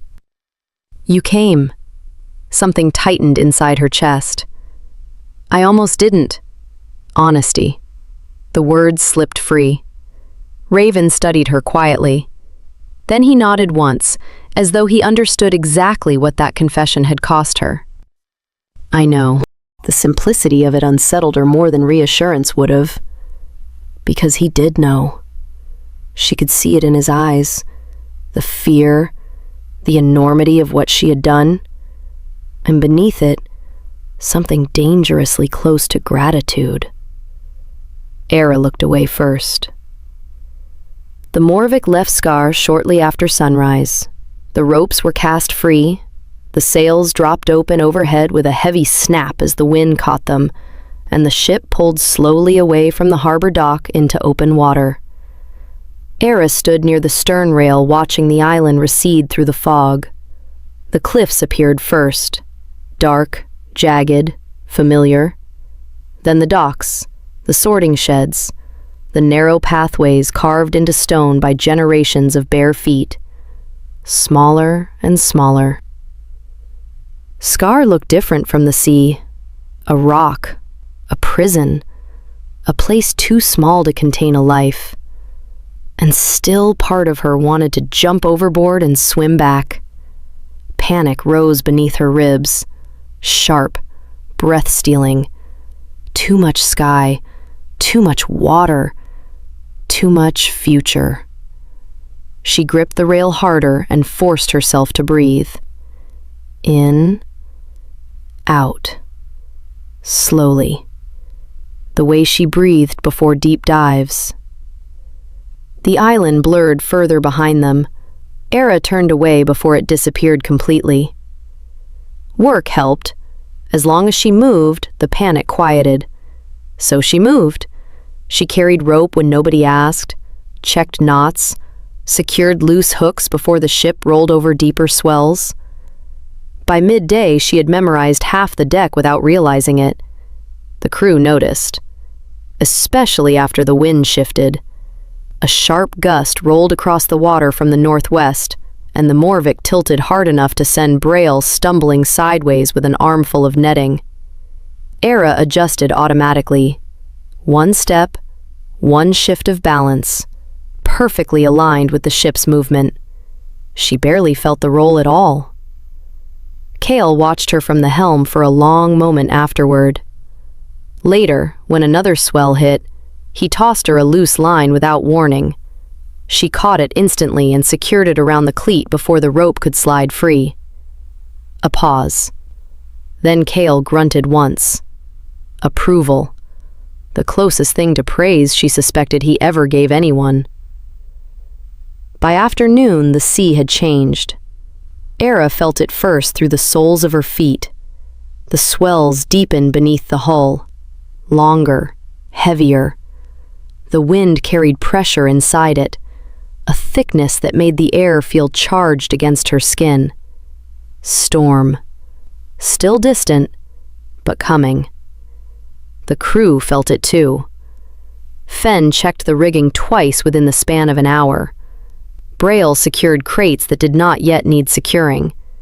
Cale's attention sharpened at the helm, his eyes lifting more often toward the western horizon, where dark clouds gathered far beyond the fog line. The ship itself seemed restless beneath her feet, waiting. The cold had returned. Eira pulled the wool collar higher and tucked her hands beneath her arms. Later, when the sky darkened and the crew ate in quiet groups near the bow, Eira stood alone at the stern. The Morvik moved beneath her in long, rolling breaths. The wind had dropped slightly, though the pressure still hung heavy in the air. Water stretched black in every direction, and the last light bled out of the sky in shades of gray and deep blue. She heard him before she saw him. Not footsteps, just the quiet shift of presence behind her. Raven came to stand beside her at the rail. He did not speak. He simply stood there, close enough that the warmth from his body reached her through the cold. For a long moment, neither of them moved. Then, slowly, his hand shifted. Not taking, not asking. His fingers rested against the rail beside hers. The wood was cold between them, but the edge of his little finger brushed lightly against the edge of hers. Deliberate, careful. She realized suddenly that he had spent the entire day making certain he did not touch her by accident. And this was not accidental. Her pulse stumbled softly against her wrist. She did not move away. Neither did he. They stood like that as the stars began to appear above the dark water. No words, no urgency. Only the slow, quiet certainty of two people discovering that closeness did not always have to wound. Raven turned his head slightly. His voice came low and steady. "You should rest." Eira looked at the horizon, at the storm gathering there beyond the dark water. Not yet. He did not argue. He simply remained where he was. And somewhere between the black sea and the coming storm, the careful distance she had been holding all day quietly began to disappear. Chapter 9. The Storm. The storm arrived after midnight. Not suddenly. The sea warned them first. Eira felt it long before the first wave struck, in the pressure pressing against her skin, in the strange heaviness of the air, in the way the Morvik had begun moving differently beneath her feet. The swells no longer rolled cleanly beneath the hull. They collided now, crossed each other, restless water moving against itself. The ship understood before the sky did. So did the crew.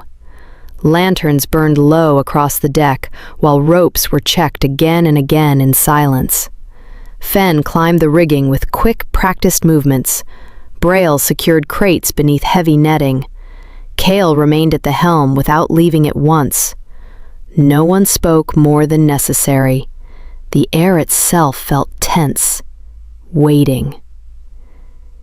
Eira stood near the bow with her hands wrapped around the rail. The sea ahead had vanished into darkness. No stars, no horizon. Only black water breathing beneath black sky. Behind her, the ship groaned softly as the wind strengthened. The sound should have frightened her. Instead, something inside her settled. Not calm exactly. Recognition. The same feeling she used to get before entering dangerous caves, that sharpened awareness when every instinct rose quietly to the surface and the world became painfully clear. She belonged to moments like this, not to safety, not to stillness, to this. You feel it too. Cale's voice. Eira glanced sideways.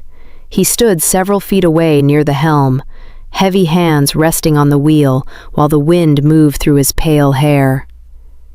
The pressure changed. Cale nodded once. Fen thought you imagined it earlier. And you? A pause. The ship shifted beneath another swell. I think the sea talks to people willing to listen. His eyes moved briefly toward her. And I think you have been listening your entire life. The first wave struck an hour later. Not enormous, not yet, but hard enough to slam against the hull with a deep crack that rolled through the ship's bones. The Morvik tilted sharply. Water exploded across the deck. Braille cursed somewhere behind her while Fen shouted from the rigging overhead. The storm had arrived. Fast, violent, hungry. Rain followed almost instantly, cold needles driven sideways by screaming wind. Within seconds, the deck turned slick beneath their feet. Eira grabbed the rail and laughed softly under her breath before she could stop herself. Not because it was funny, because she felt alive, truly alive. The storm wrapped around her senses completely. The roar of water, the freezing rain against her skin, the violent rise and fall beneath her feet. Every nerve inside her body woke at once. No caves, no ceilings, nothing above her except wild, open sky. Another wave crashed over the bow. The ship climbed it hard enough to send water racing across the planks. Eira moved automatically with the motion, balanced, certain, at home. Raven appeared through the rain. He crossed the deck toward her with impossible steadiness despite the storm, dark hair plastered to his face, coat already soaked black with seawater. The crew moved around him carefully even now, even here. Fear lived deep inside them, habitual, bone deep. But tonight, Eira finally understood why. There was something changing in him, not physically, not fully, but close. The storm sharpened him the way blood sharpened wolves. His movements had become too precise, too silent beneath the roar of wind. His eyes burned brighter now, gold flickering visibly beneath the darkness. Beautiful, dangerous, lonely. He reached her just as another violent swell struck the ship broadside. This time she stumbled. Only slightly, but Raven's hand closed instantly around her wrist. Heat. Even through the freezing rain, she felt the unnatural warmth of him. His grip tightened for one brief second before he released her again. Too quickly, as if holding her cost him something. You should be below deck. No. Rain streamed down her face. Wind tore her braid loose across her shoulders. For a moment, he simply stared at her. Not angry, not frustrated. Something else. Disbelief. Because she was smiling, in the middle of the storm. Another wave broke across the deck. The ship groaned violently. Behind them, Cale shouted an order, while Fen scrambled through the rigging overhead like a creature born there. Still, Raven did not look away from her. I've spent my whole life underwater. Her voice barely carried through the wind. This doesn't scare me. Lightning flashed somewhere far beyond the clouds. For one sharp instant, she saw his face clearly. The hunger in it, the terrible restraint, the way he looked at her as though she was something impossible, standing calmly inside chaos. It should. Does it scare you? The question landed between them strangely. Raven went still. Not physically, internally, like a blade pausing halfway from its sheath. Rain ran down his face while the storm howled around them. Then, slowly, he shook his head. No. And Eira realized that was the problem. The storm did not frighten him either. The sea grew worse after that. The waves climbed higher, striking the hull hard enough to shake the entire ship. Wind screamed through the rigging while the Morvik drove north through black water and darkness.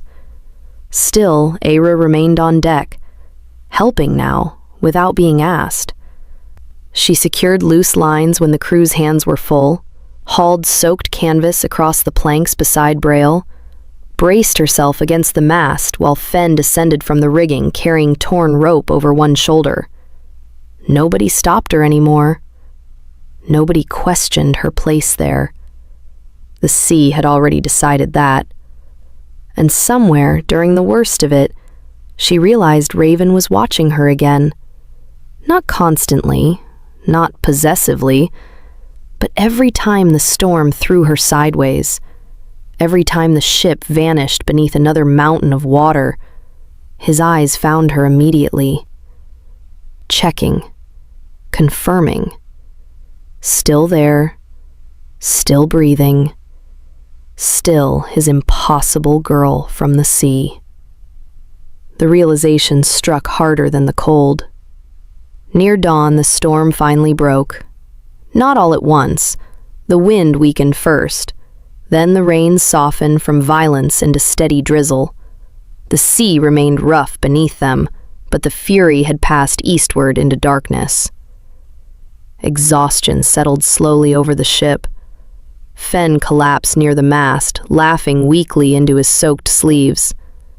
Braille sat heavily beside a coil of rope with seawater dripping from his hair. Even Kale leaned briefly against the helm, like an old wound had reopened somewhere inside him. Eira stood near the bow, breathing hard. Her clothes clung to her skin. Her fingers were numb from cold and rope burn. Salt covered her lips, and she had never felt more awake in her life. The horizon had begun turning pale gray when Raven crossed the deck toward her one last time. The others noticed him coming and unconsciously moved aside. Always that distance, always that fear. But Eira no longer felt it. Not with him. Not now. He stopped directly in front of her. Close. Too close to ignore. Rainwater slid slowly down the sharp line of his jaw, while his chest rose and fell beneath his soaked shirt. For a moment, neither of them spoke. Then his hand lifted. Slowly. Carefully. He touched her face. Only the backs of his fingers against her cheek. But the gentleness of it nearly undid her. "You're freezing." "I'm alive." Something moved through his expression then. Something raw, almost painful. His thumb brushed lightly beneath her eye, wiping away rainwater she had not noticed there. Or maybe not rainwater. "Raven."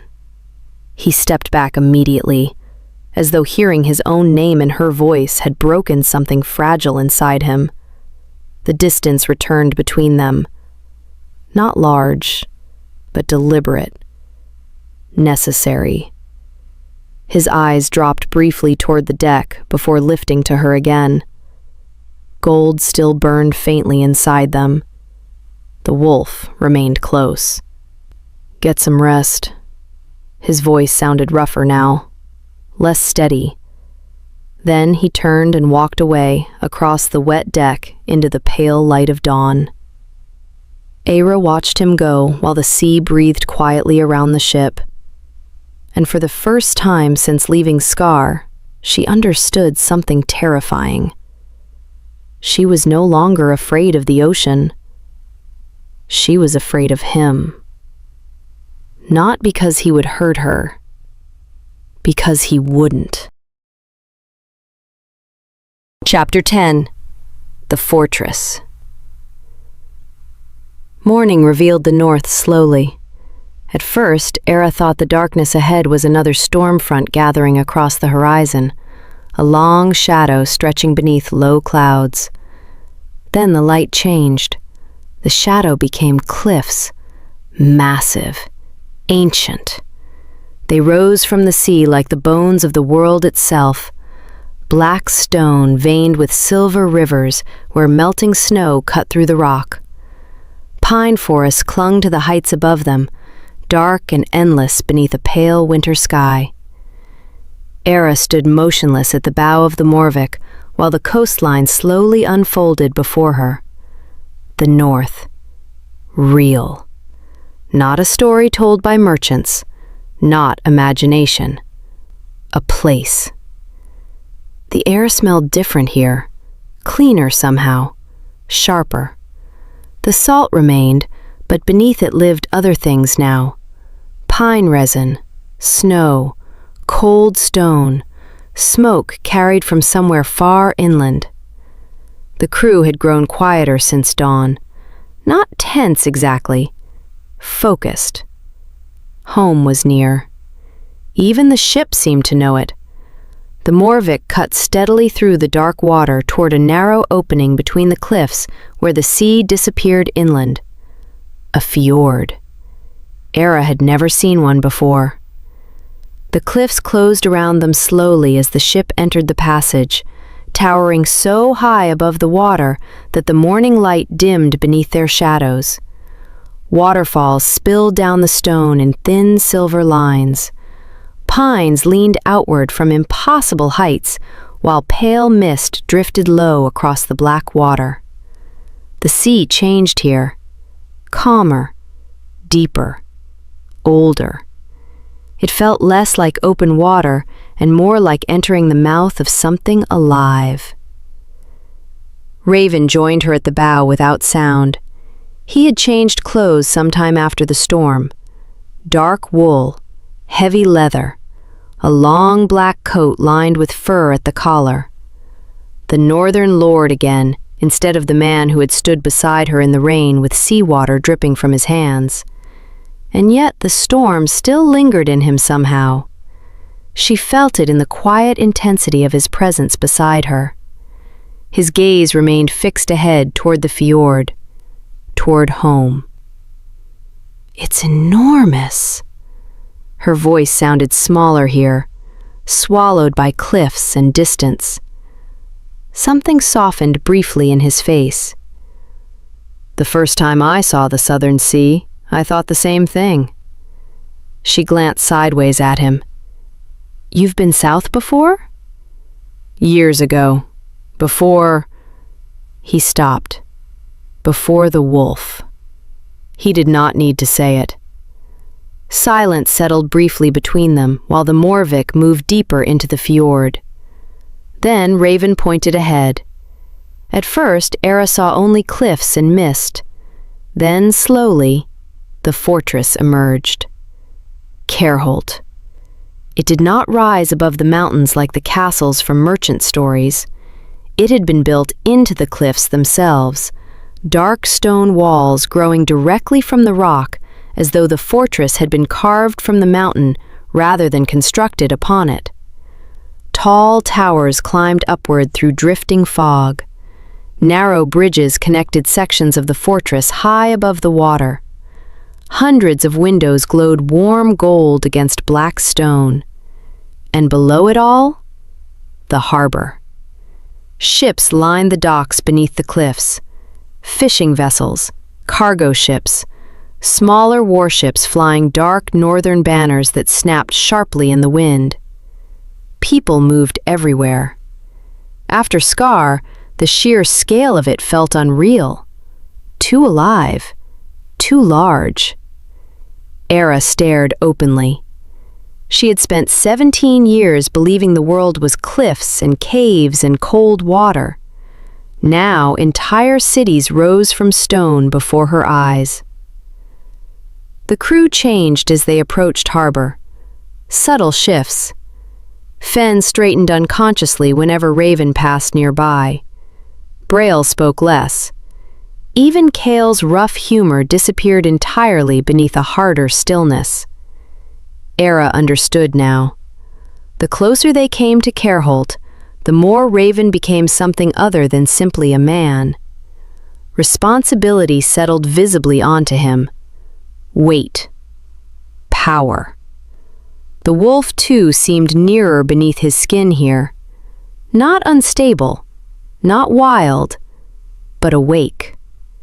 She noticed it most in the way others reacted to him. Dock workers froze briefly when the Morvik approached. Guards along the harbor walls straightened immediately at the sight of him.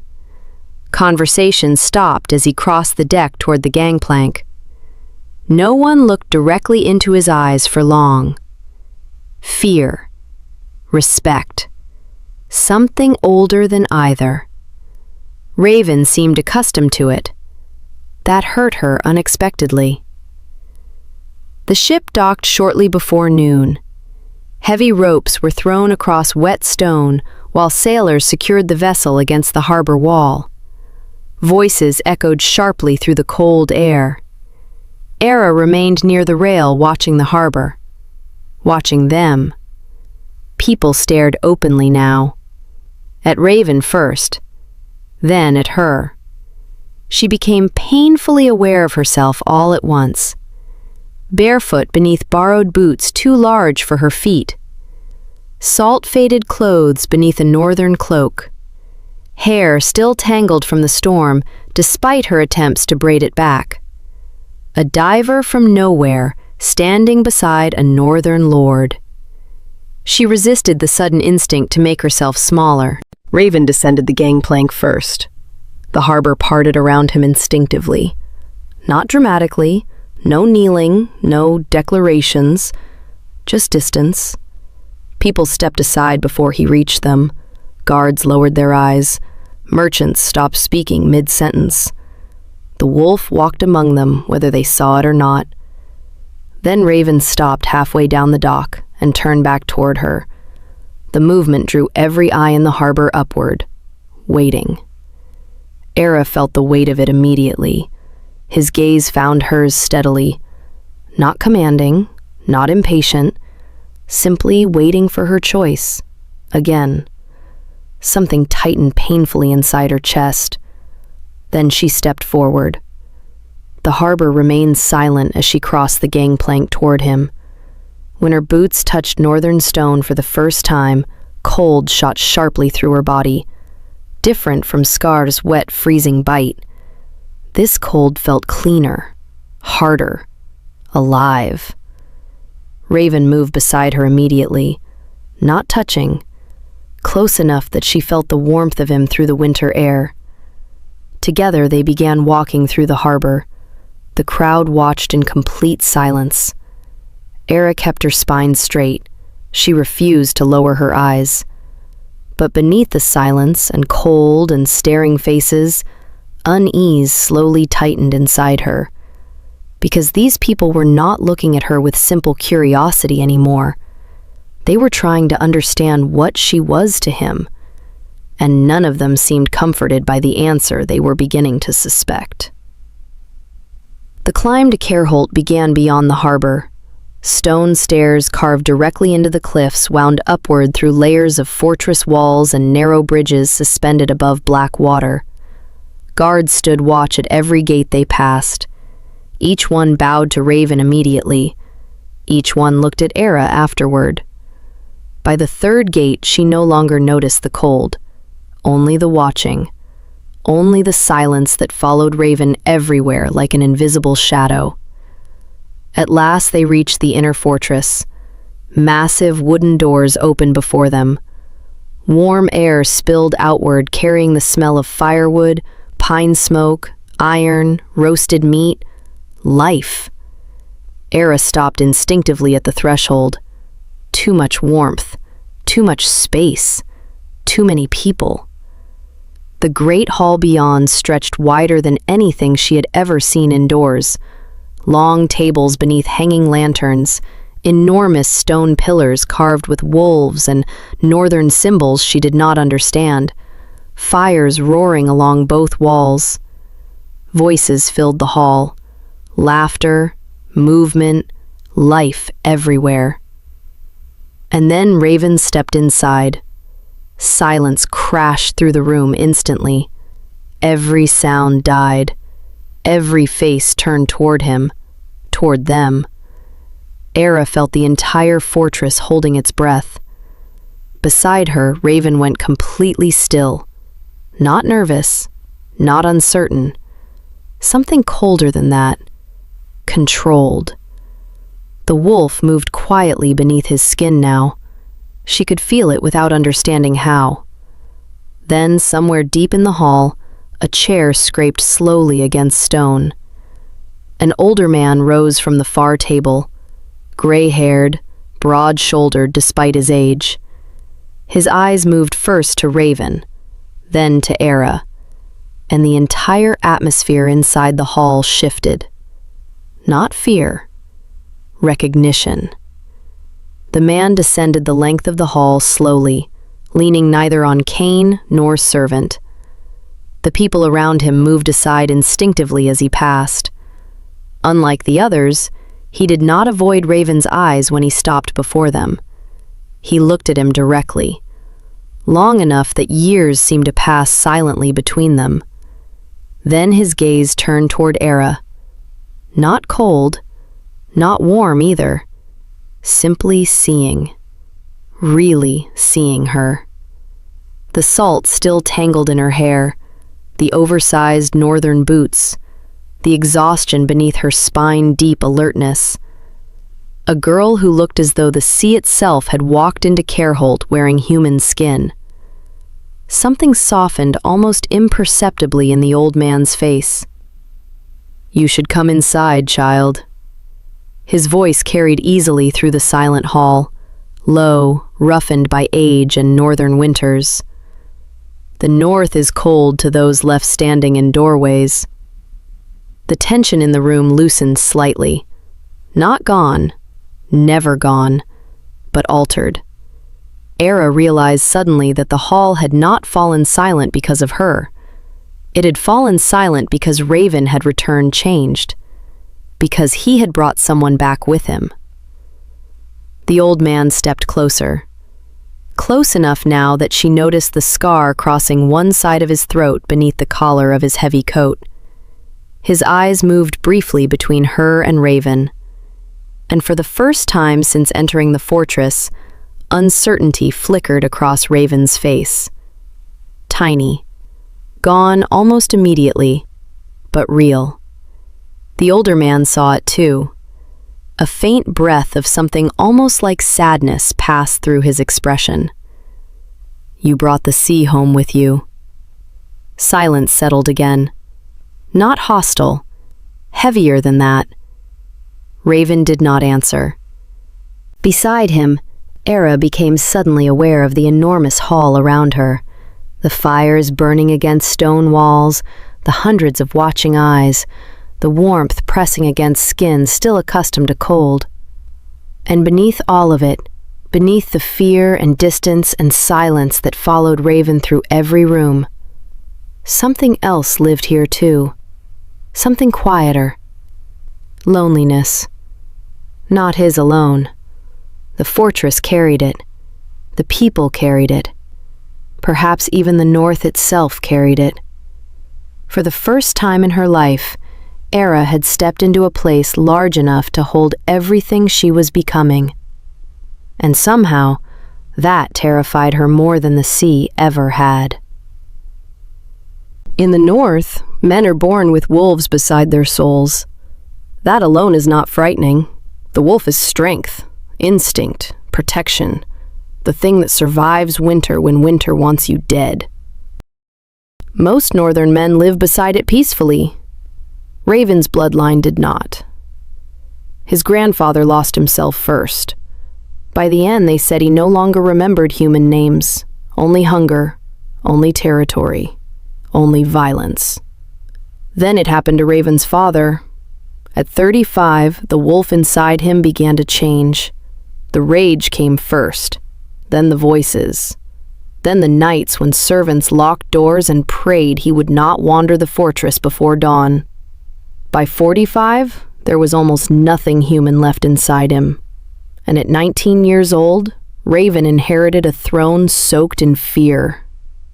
He learned quickly how to rule, how to command, how to keep his face calm while people watched his eyes for signs of madness, how to survive the thing waiting inside his own blood. For a while, he believed he had escaped it. Then he turned 25, and one winter morning, he heard the wolf speak for the first time. After that, everything changed. The wolf grew stronger every year. Some nights, Raven locked himself inside stone rooms beneath Careholt until sunrise. Some nights he rode into the mountains alone because he no longer trusted himself near human beings. Some nights the people of the fortress heard things moving in the dark and pretended not to. And through all of it, Raven held control with bleeding hands, because he had seen what happened when control finally broke. Then he sailed south, and in a storm beneath the black waters of Skar, a girl touched his skin, and the wolf went silent. Not dead, not gone. Resting. For the first time in 11 years. Chapter 11. The Fortress. The hall breathed again slowly after Eldric's words. Conversation returned in fragments at first. Low voices, the scrape of chairs against stone, the muted clink of cups. Then, gradually, the great hall of Careholt came alive once more around them. Eira stood very still beside Raven and watched it happen. Firelight moved across dark timber beams high overhead. Dogs slept near the enormous hearths lining the walls, occasionally lifting their heads as servants passed with trays of roasted meat and black bread. Somewhere deeper in the hall, a musician had begun plucking quietly at a stringed instrument, while men in heavy furs argued over something in rough northern voices. Heat pressed against her skin from every direction. After Skar, after the ship, after years spent inside wind and salt and wet stone, the warmth felt almost violent. Too many people, too much movement, too much life. She could smell everything separately: smoke, pine resin, sweat, leather, hot iron, spiced meat, melted fat dripping into fire. Her body did not know where to settle. Raven noticed immediately. Of course he did. As the hall slowly swallowed them deeper into its noise and movement, he shifted closer beside her without speaking. Once, when two servants crossed too quickly in front of her, his hand touched the small of her back for barely a second, guiding her past them. The touch vanished almost instantly. Her body remembered it anyway. Eldric led them toward the raised tables near the hearth. Unlike the others, he moved around Raven without hesitation or caution.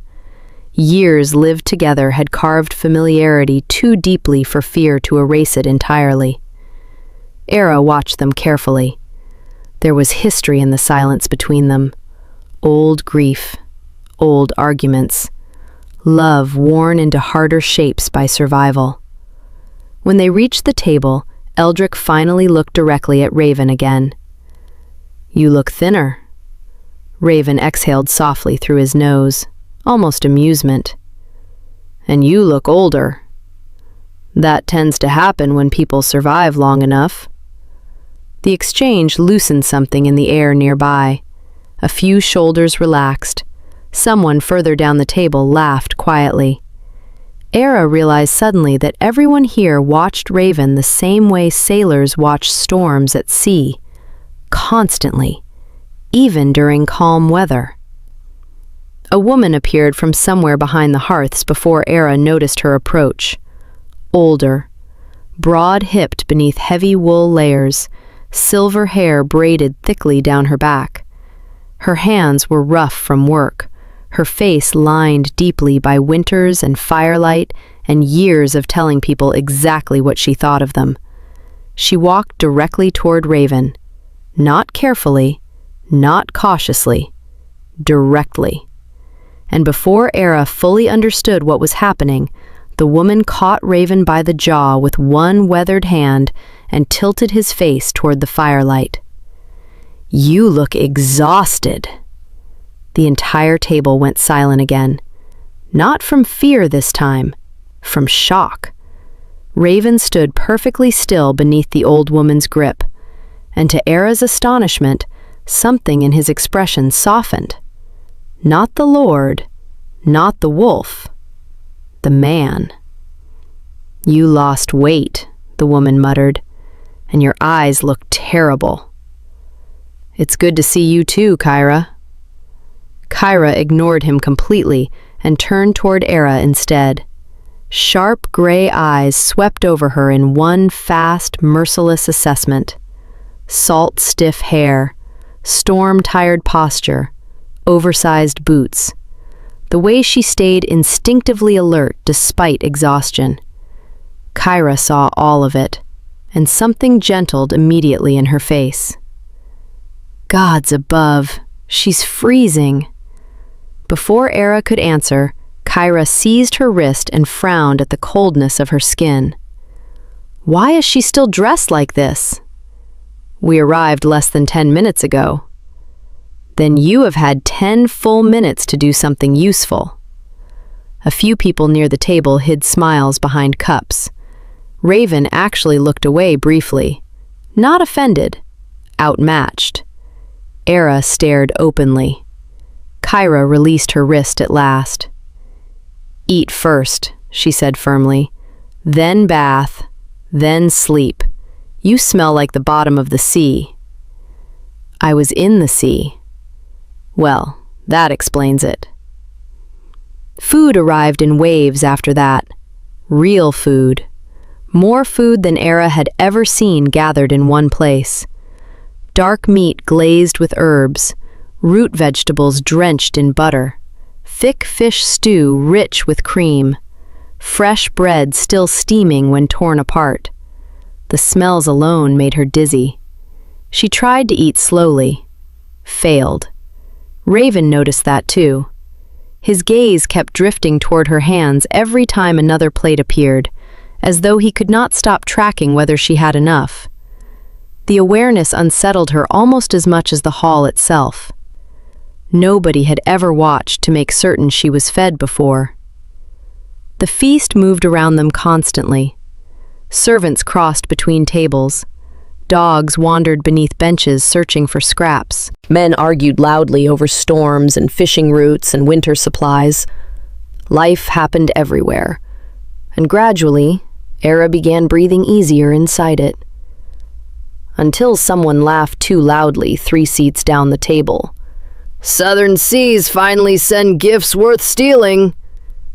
Silence hit instantly. The change in Raven was immediate. Stillness. Absolute stillness. He did not rise, did not speak, did not even turn his head fully, yet the entire atmosphere around him sharpened like ice forming over deep water. The drunken man lost all color in his face. Eira felt it too. The wolf. Close. Not visible, not transformed, but there. Something ancient pressing quietly beneath Raven's skin. The room waited. Then instinct moved faster than thought. Under the table, Eira reached for his wrist. Small touch, barely pressure, but the effect was immediate. Raven's breathing shifted. The terrible stillness loosened fractionally. And everyone at the table saw it happen. The realization moved through the hall almost physically. She calmed him. Eira understood suddenly why the room had gone so quiet when they entered together. Not because Raven brought women home, because Raven brought no one close enough to touch him at all. The feast ended later than she expected. Exhaustion settled into her bones heavily once the noise began fading from the hall. The journey, the storm, the north itself, all of it finally catching her at once. Raven noticed immediately when her attention drifted, always watching. He rose from the table. The room shifted automatically around him. Kyra clicked her tongue softly. Enough staring at her. You'll frighten the poor thing before she sleeps. Something almost like embarrassment flickered briefly across Raven's face. It vanished before anyone else could notice. Eira noticed. Kyra personally dragged Eira toward the upper levels of the fortress afterward. The older woman moved quickly despite her age, muttering constantly under her breath about stubborn men and sea voyages and wolves pretending they knew how to care for people. Eira followed silently through winding corridors lit by low torchlight. Eventually, Kyra pushed open a heavy wooden door. Warmth spilled outward immediately. Then steam. Eira stopped. A copper bathing tub stood near the hearth filled with steaming water. Real hot water. Prepared for comfort, not necessity. For a moment, her mind failed to understand what she was seeing. Kyra softened visibly beside her. "Ah," she said quietly, "nobody's ever taken care of you properly." The words landed harder than any wound. Kyra said nothing else after that, only helped her carefully untangle salt-stiff braids while warm water loosened muscles Eira had forgotten existed. The gentleness nearly undid her. Much later, clean and wrapped in soft wool she barely recognized against her skin, Eira stood alone inside her room listening to silence. True silence. No barracks breathing around her, no coughing divers, no shifting bodies in darkness, only distant wind outside the fortress walls. The room suddenly felt enormous, too enormous. Panic stirred unexpectedly beneath her ribs. Then the door opened quietly. Raven. He paused just inside the doorway, as though checking whether she needed anything before leaving her to rest. And suddenly, Eira realized she did not want him to leave at all. Not yet. Raven turned slightly toward the door again. Instinct moved before thought. Her fingers caught his hand. He stopped instantly. Their eyes met across firelight and quiet. "It's too quiet."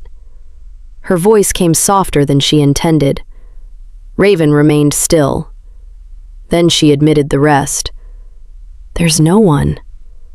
Understanding crossed his face slowly. Not amusement, not pity, something far more dangerous. Tenderness. The room held still around them. Finally, Raven stepped back inside and closed the door softly behind him. And for the first time in her life, Eira fell asleep listening to the sound of someone staying. Chapter 12.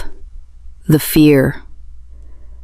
Snow drifted quietly beyond the window when Eira woke. For a few long seconds she remained beneath the blankets without moving, listening to the unfamiliar stillness of Kerholt. Wind moved softly somewhere beyond the fortress walls.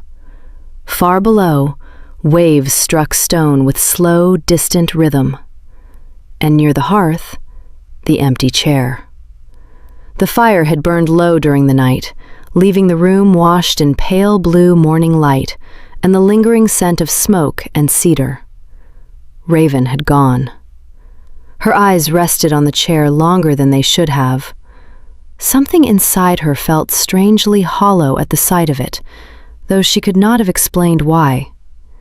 She pulled the blankets closer around herself instead. Warmth still lived in them. Kyra entered sometime later, carrying a steaming cup in one hand and folded clothes draped over the other arm. Cold air swept briefly into the room with her before the heavy door shut again. "You're awake. Good." She crossed directly to the hearth, feeding another log into the fire, while Eira pushed herself upright slowly against the pillows. The room glowed warmer almost immediately. Kyra handed her the cup without ceremony. The heat soaked into Eira's fingers first, then deeper.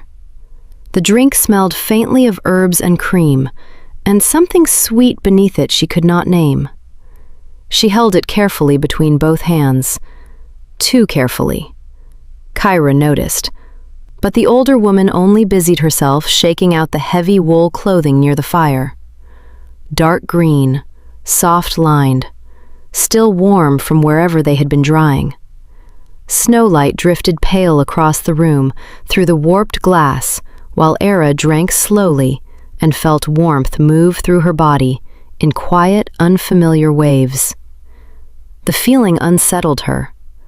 Her entire life had taught her that warmth vanished quickly. Food vanished quickly. Gentleness vanished quickest of all. Yet Kerholt seemed built around the stubborn refusal to let cold inside. The fires burned constantly. The stone floors held heat beneath them. Even the blankets carried warmth long after bodies left them behind. Something deep inside her remained tense anyway, waiting for all of it to disappear. Kyra glanced toward the empty chair beside the hearth. He sleeps now. Eira looked up. Raven. The older woman adjusted one of the sleeves hanging near the fire. Before the southern sea, sleep rarely stayed with him for long. She said it casually, as though discussing weather, but Eira felt the words settle quietly somewhere beneath her ribs. Her fingers tightened slightly around the warm cup. Outside, snow continued falling over Kerholt in slow white silence. The fortress looked different in daylight. Bridges and stairways climbed the cliffs in dark, winding layers above the fjord, while smoke curled from chimneys into the pale northern sky. Snow softened the sharp edges of stone walls and rooftops, covering Kerholt in white, without diminishing the harshness beneath. The cold carried a different texture here than on Skar. Cleaner, sharper. It filled the lungs instead of sinking into the bones. Eira wandered slowly through the lower levels after dressing, following movement and sound more than direction. Guards crossed narrow courtyards, carrying axes and bundles of wood. Servants hurried between kitchens and storehouses, with flushed cheeks and steaming baskets pressed against heavy coats. And everywhere, she felt people noticing her. Not openly. A glance held half a second too long. A quiet pause in conversation. The awareness that followed her through corridors before slipping away again. The Wolf Lord had returned from the southern sea with a girl no one knew. Kerholt watched carefully. She found the training yard below the western walls. Steel rang sharply through the cold air. Men moved through the snow in pairs with practice blades and shields, while others circled the edges of the yard, carrying bows darkened by frost and yews. Raven stood near the center, watching silently. Snow gathered along the broad line of his shoulders and melted slowly in his dark hair. Even from a distance, she could feel the shape of him inside the yard. Stillness surrounded him differently than it surrounded everyone else, like deep water before a storm turns. Eira remained beneath the archway, watching him longer than she intended. Raven noticed almost immediately. His eyes lifted toward her, and something in his expression eased. Small, nearly invisible, but real. He crossed the yard toward her through drifting snow, while the training around him continued carefully in his wake. "You should have taken a heavier cloak." His voice carried warmth beneath the roughness. Eira glanced down at the fur-lined wool wrapped around her shoulders. "If I put anything heavier on her, the poor girl would tip sideways into the fjord. Kyra's voice echoed from somewhere above them. Raven looked up toward the battlements. A brief smile touched the corner of his mouth before fading again. Eira felt her own chest tighten unexpectedly at the sight of it. The moment broke quickly. One of the younger guards lost control of his blade during sparring. The wooden practice sword spun hard across the yard toward her. Raven moved first, fast enough that Eira barely followed the motion. The young guard hit the frozen ground violently beneath Raven's hand. Silence spread instantly across the yard. Snow drifted quietly between them. Raven remained perfectly still above the terrified guard. Too still. Eira saw the change in him immediately, in the tightening of his hand, in the strange tension pulling through his shoulders, in the way every man in the yard stopped breathing at once. Gold flickered faintly beneath his eyes. Not bright, buried deeper than that, like embers beneath ice. The guard beneath him trembled visibly, and something ancient stirred awake inside the silence. "Leave." His voice sounded rough and raw around the edges. Nobody moved. Fear held the yard frozen around him. Eira stepped forward before thinking. Several guards shifted instantly. Kyra's voice cut sharply across the snow from above. "Stand where you are!" The movement stopped. Eira crossed the remaining distance slowly and knelt beside Raven in the snow. Up close, she could hear the uneven pull of his breathing, see the terrible effort holding him together beneath his skin. Then Raven looked at her, and the thing that struck her hardest was not the gold in his eyes. It was the fear beneath it. Fear of himself. Fear of failing. Eira reached for his face gently. The cold of his skin startled her fingertips. For one suspended moment, the world narrowed into snow and breath and silence. Then Raven closed his eyes sharply. His grip loosened. Air broke hard from his chest. The guards scrambled free immediately, disappearing backward across the yard. Nobody spoke. Snow settled quietly against Raven's dark coat, while Eira kept her hand against his face. Slowly, his breathing steadied beneath her touch. Something softened inside the terrible tension surrounding him, not disappearing, settling, like storm water calming after violence. When Raven finally opened his eyes again, exhaustion shadowed them heavily. He rose at once and stepped away from her, ashamed. The motion cut deeper than anger would have. Then he turned and left the yard without a word. Eira followed him instinctively. The fortress swallowed them quickly, narrow corridors descending deeper beneath Careholt, where torchlight flickered against damp stone walls, and colder air moved through the passages like underground water. The sounds of the fortress faded behind them. Footsteps echoed softly around them. Nothing else. The deeper levels felt strangely familiar to her.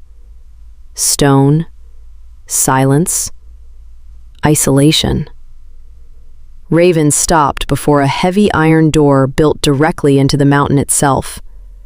The chamber beyond held little more than a narrow cot, a table, and iron chains fixed into the floor beside the wall. Eira stood motionless in the doorway.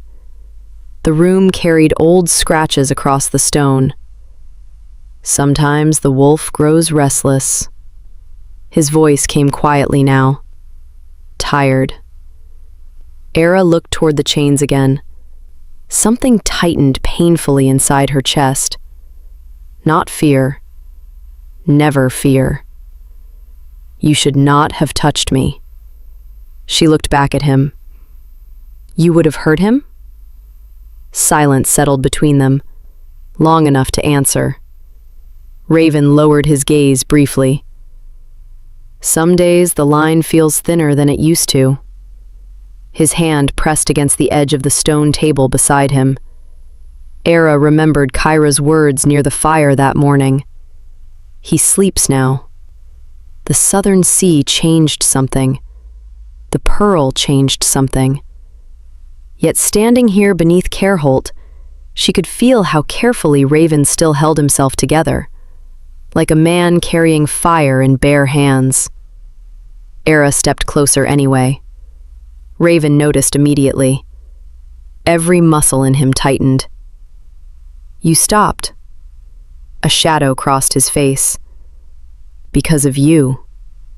The words settled heavily between them. Eira lifted her hand once more and touched the side of his face gently. This time Raven caught her wrist. Not rough, almost desperate. His eyes closed briefly beneath her touch, while something strained visibly inside him. Restraint, hunger, exhaustion, relief. Years of isolation pulling against the simple human need to lean closer. And suddenly, the space between them felt unbearable. Raven kissed her first, like a man starving carefully for something he no longer believed existed. Warmth spread through her instantly, through cold skin, through breath, through every locked place inside her body that had spent years surviving instead of living. Her fingers tangled in the front of his coat as the force of the kiss pressed her back against cold stone. Raven's hand caught the back of her neck immediately, holding her there with impossible gentleness while the other braced hard against the wall beside her. The kiss deepened slowly. Then, all at once, everything restrained between them rising suddenly to the surface. Storms, silence, fear, longing, the terrible tenderness growing quietly between them since the southern sea. Raven pulled back first, breathing unevenly. His forehead rested against hers while snowmelt dripped softly somewhere in the chamber behind them. "Raven." He made a rough sound low in his throat. Pain and relief tangled together. "You deserve something safer than this." Yet his hands still held her carefully like something precious. Eira touched his face again, and this time Raven kissed her like surrender. The sea had taught Eira many things: how to survive fear, how to endure pain, how to hold her breath until darkness swallowed the edges of her vision. But standing beneath Kerholt with Raven's mouth still warm against hers, she realized there were far more dangerous ways to drown. Chapter 13. The Wolf and the Sea. Kerholt felt different after the kiss. The fortress still breathed with the same slow rhythm of firelight and stone and winter wind moving through narrow corridors above the fjord. Servants crossed the halls carrying wood and steaming pots from the kitchens. Guards changed watch along the walls, while snow drifted endlessly beyond the dark windows. Yet something beneath everything had shifted. Eira felt it each time Raven entered a room.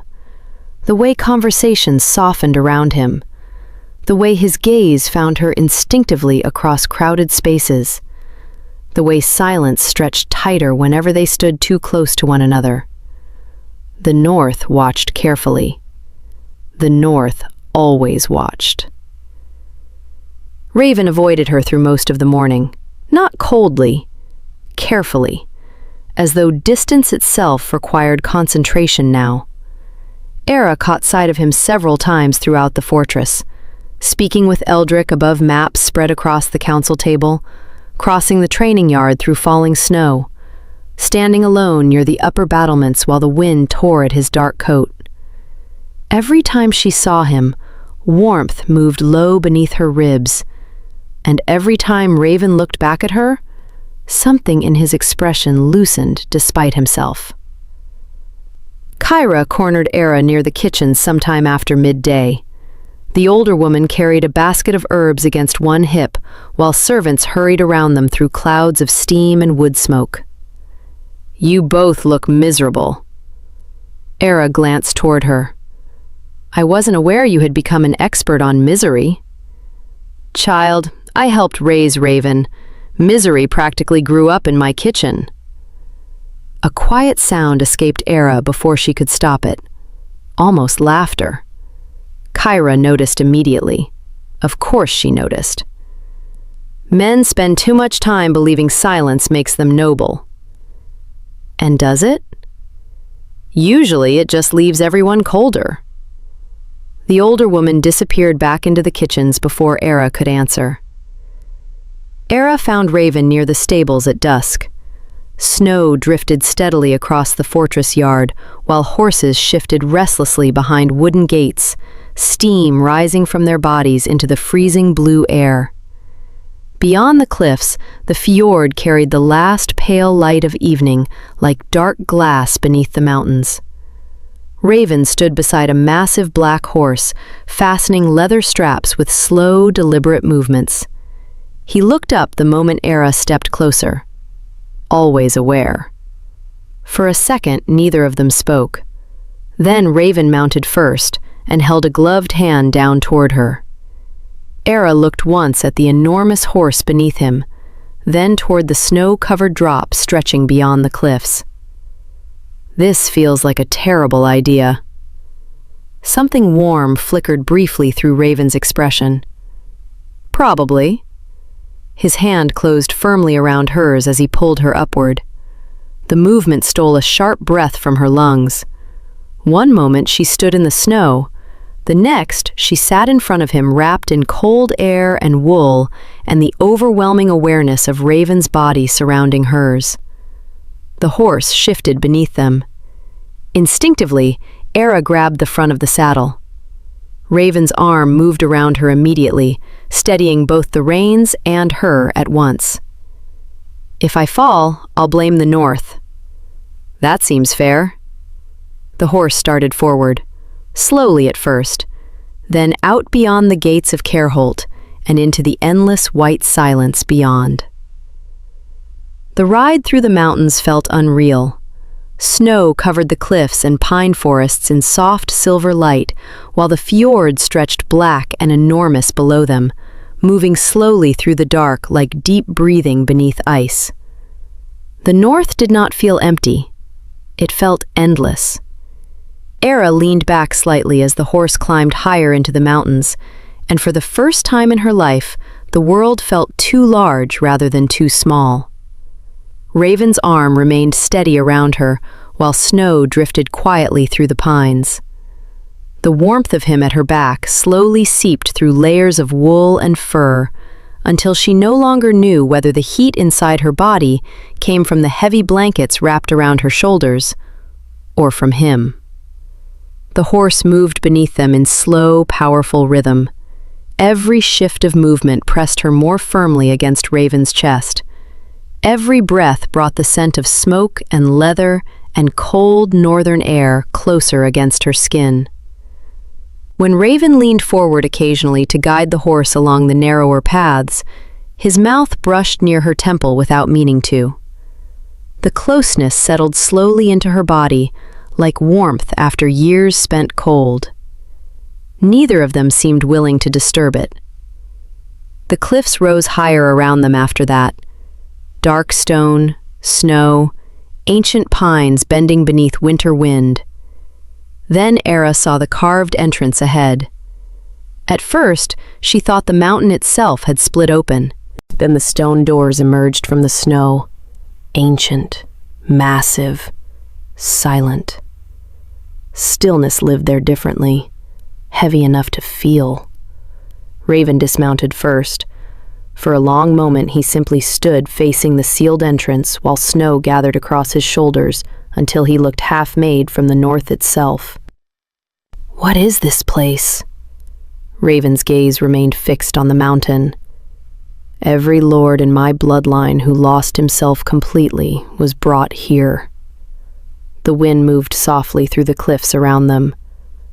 They sealed them inside the mountain until the wolf outlived the man. His voice carried no drama, only exhaustion worn smooth by years of living beside the thought. Eira looked toward the stone doors again.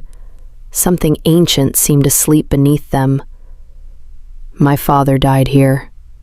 Snow gathered silently at their feet. There is another chamber prepared now. Eira looked sharply toward him. Raven finally met her eyes. For me. The words settled heavily between them. Not fear, something worse. Acceptance. Eira crossed the snow toward him slowly. I used to believe the pearl would save me. The mountains rose endlessly behind him, white and silent beneath the fading sky. Before Skar, the wolf felt separate from me somehow, restless all the time, like something tearing itself apart inside my own body. Snow caught against his dark lashes. After the pearl, the silence returned. Eira remembered Kyra near the fire that morning. He sleeps now. Raven looked at her fully then, and something vulnerable opened quietly beneath the control he carried so carefully. Then you arrived. The wind moved between them, and everything inside me woke up again. The confession settled warm and aching beneath her ribs. Skar had taught her how to survive. Raven had taught her how to feel, and both frightened her equally. Good. The word surprised both of them. A faint crease appeared between Raven's brows. Stone survives too. Her gaze shifted briefly toward the sealed mountain doors. That doesn't mean it's alive. For a moment, Raven simply stared at her. Then something inside him opened quietly. Not breaking, softening. He stepped toward her through the falling snow. This time, neither of them stopped. Night had fully settled over Kerholt by the time they returned. Firelight glowed behind narrow windows carved into black stone, while snow buried the fortress walls in silence.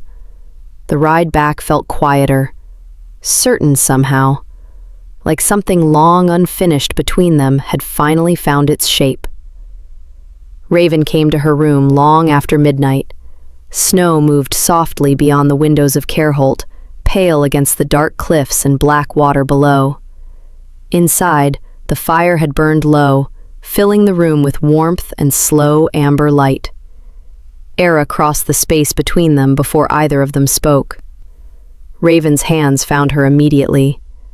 The feeling of them against her waist almost stole the breath from her lungs. Warm, careful, real. For a moment they simply stood there, foreheads touching, breathing the same air while the silence around them softened and loosened and disappeared completely. Then Raven kissed her.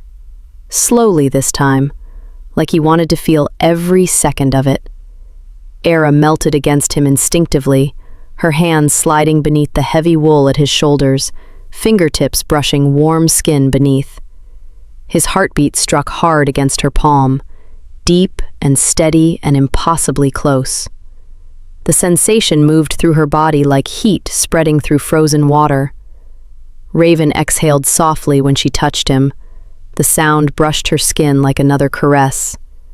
Clothes disappeared slowly after that, piece by piece, falling forgotten beside the fire while cold air kissed bare skin only long enough for the warmth of the other body to replace it. Every touch lingered. His fingers moving down the length of her spine, her mouth against the pulse beneath his throat, the rough warmth of his hands along her hips and back and waist, as though he could not stop relearning the shape of her. Eira felt herself relaxing beneath him in ways her body had never known before, years of tension unwinding slowly with every breath, with every kiss, with the quiet feeling of another person holding her without taking, without demanding, without trying to break anything open inside her. Raven lowered her carefully onto the bed, his forehead resting briefly against hers, while his hand slid slowly along her bare back. Skin against skin, breath against breath, the fire crackling softly nearby, and the unbearable closeness of another heartbeat moving together with her own. Eira tangled her fingers into his hair as he kissed her again, deeper now, slower, the warmth between them building until it felt impossible to tell where one body ended and the other began. Outside, winter closed silently around Careholt. Inside the firelit room, two people who had spent most of their lives alone finally let the distance between them disappear completely. Chapter 14. The Return. Winter loosened its grip across the north. Snow still capped the cliffs, but rivers had begun moving beneath the ice, dark water breaking through white in long fractures that carried the first sound of spring down from the mountains. The fortress breathed differently now, lighter, warmer. Eira noticed it in small things. Stable doors left open longer, children racing through courtyards without heavy furs, the smell of thawing pine drifting through narrow windows beside the sea wind. And Raven? Raven laughs sometimes now, quietly, briefly, but often enough that even the guards looked startled the first few times they heard it. Months passed gently after that. Not empty months, full ones. Eira learned the shape of Careholt slowly, the winding lower tunnels beneath the mountain, the kitchens where Kyra ruled like a northern god of fire and bread, the high western walls where Raven stood whenever sleep drifted too far from him. The wolf still lived inside him. Some nights she felt it in the tension beneath his skin when storms rolled across the fjord, or old fear returned to his eyes without warning. But the silence inside him no longer felt hollow. The pearl had steadied the fracture. And love had given the broken pieces somewhere to rest. Spring arrived late in the north. The snow melted from the cliffs in silver streams that cut through stone and vanished into the sea below. Pine forests emerged dark and endless once more, while cold rain replaced the long winter silence. Eira stood beside the harbor wall, watching northern ships sway against the docks when Raven found her there. The wind moved through her dark hair. Far below, black water struck stone in slow, familiar rhythm. For a moment, neither of them spoke. Then Raven stepped beside her and rested his forearms against the wet wood railing. The sea sounds different here. Everything sounds different here. A faint smile touched her mouth. Raven watched it longer than necessary. He still looked at her that way sometimes, like someone quietly amazed another human being existed at all. You've been avoiding something. The wind shifted around them. Raven's gaze moved toward the ships below. I've been waiting. For what?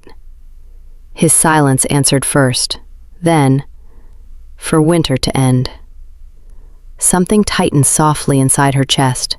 Not fear, recognition. The sea moved dark beneath them. Skar.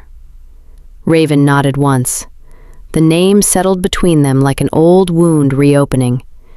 Eira had not spoken it aloud in weeks, yet the island still lived beneath her skin sometimes, in dreams filled with rusted cages and black water, and children learning how long they could survive without air. Skar waited for her still, not as a prison anymore, as something unfinished. The ships will sail south within 3 days. His voice remained quiet beneath the wind. You were always going to go back. Raven turned toward her fully then. For the children. The words nearly disappeared into the sound of the sea. Raven stepped closer, close enough for warmth to gather between them, despite the cold rain drifting across the harbor. For you too. Eira looked down toward the black water below the cliffs. For so long she had believed survival meant leaving pieces of yourself behind wherever pain happened. Skar had taught her that. Keep moving, keep hardening, keep breathing. Nothing else mattered. Yet standing beside Raven now, she understood something different. Some wounds waited for you to return, not to reopen them, to heal them properly. The ship left Careholt at dawn beneath a sky washed silver with rain. Eira stood at the front of the vessel wrapped in thick northern wool, while wind tangled through her hair and cold sea spray touched her face. Raven stood behind her, one hand resting warm against her waist as the north slowly disappeared into fog behind them. The sea stretched endlessly ahead. Days passed quietly after that. Gray water, rain, wind, the slow rhythm of the ship beneath their feet, and always Skar waiting somewhere beyond the horizon. Eira felt it growing closer long before the island appeared. Her body remembered the shape of the currents here, the smell of salt and wet stone, the particular silence surrounding deep water where too many things had been lost.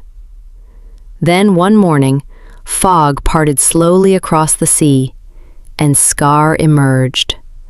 Dark cliffs rising from black water, rusted cages hanging motionless above the waves, stone paths winding upward through mist and old grief. The island looked smaller now somehow, not less cruel, less powerful. Raven stepped beside her at the railing. Neither of them spoke for a long moment. Wind moved softly across the deck around them. "I used to think this place swallowed everything." Her voice came quietly. Raven's hand found hers beside the railing, warm, steady, real. "Now it just feels wounded." The ship continued slowly toward the cliffs, toward the island that had shaped her through cold and silence and survival. But Eira no longer stood before it alone. Raven's fingers tightened gently around hers while sea wind moved between them, and the dark shape of Skar waited ahead like an old scar finally ready to heal. And for the first time since the fog closed around her as a child, Eira looked toward the island without fear. Chapter 15. The Breath Above Water. Fog clung to Skar long after the ship anchored. The island emerged slowly from the mist, dark cliffs rising from black water, rusted cages swaying above the sea, narrow stone paths carved into wet rock by generations of bare, exhausted feet. Nothing had changed, and somehow that hurt more than Eira expected. She stepped onto the harbor before the gangplank had fully settled. Cold water soaked instantly through the thin leather beneath her boots. The wind carried the same familiar scent of salt and mildew and wet stone. The smell of Skar. Once, it had meant survival. Now, it only made her tired. Raven followed silently behind her, while northern guards spread carefully through the harbor. Their dark armor looked strange against the island's gray decay, like winter itself had stepped ashore. Gregor appeared from the Pearl House moments later. His face lost all color when he saw Eira. She did not stop walking, did not look at him, did not offer him even the weight of her anger. She simply passed him and continued toward the barracks. The door groaned open against damp air and swollen wood. The smell struck first. Wet wool, salt, unwashed bodies, mildew soaked deep into old blankets. Nothing had changed here either. The same narrow cots, the same gray light filtering through warped windows, the same silence hanging too heavily inside the room. Then Eira saw her. Dala lay curled beneath a thin blanket near the far wall, thinner now than memory allowed. Her dark hair had been cut unevenly at some point. Scars crossed both hands where shells and rope had split the skin too many times. For a long moment, Dala simply stared at the doorway, at Eira, like she was looking at something impossible. "Dala?" The girl's breath caught sharply. "No." Barely a whisper. Eira crossed the room quickly then, dropping to her knees beside the cot, while Dala's eyes filled slowly with tears she seemed too exhausted to understand. "I thought you drowned." Eira's hands found her face gently, thumbs brushing against cold skin. I almost did. Dala made a broken sound somewhere between a laugh and a sob. Then suddenly she was clinging to Eira with desperate strength, fingers digging into the back of her coat like she was terrified this too would vanish if she loosened her grip.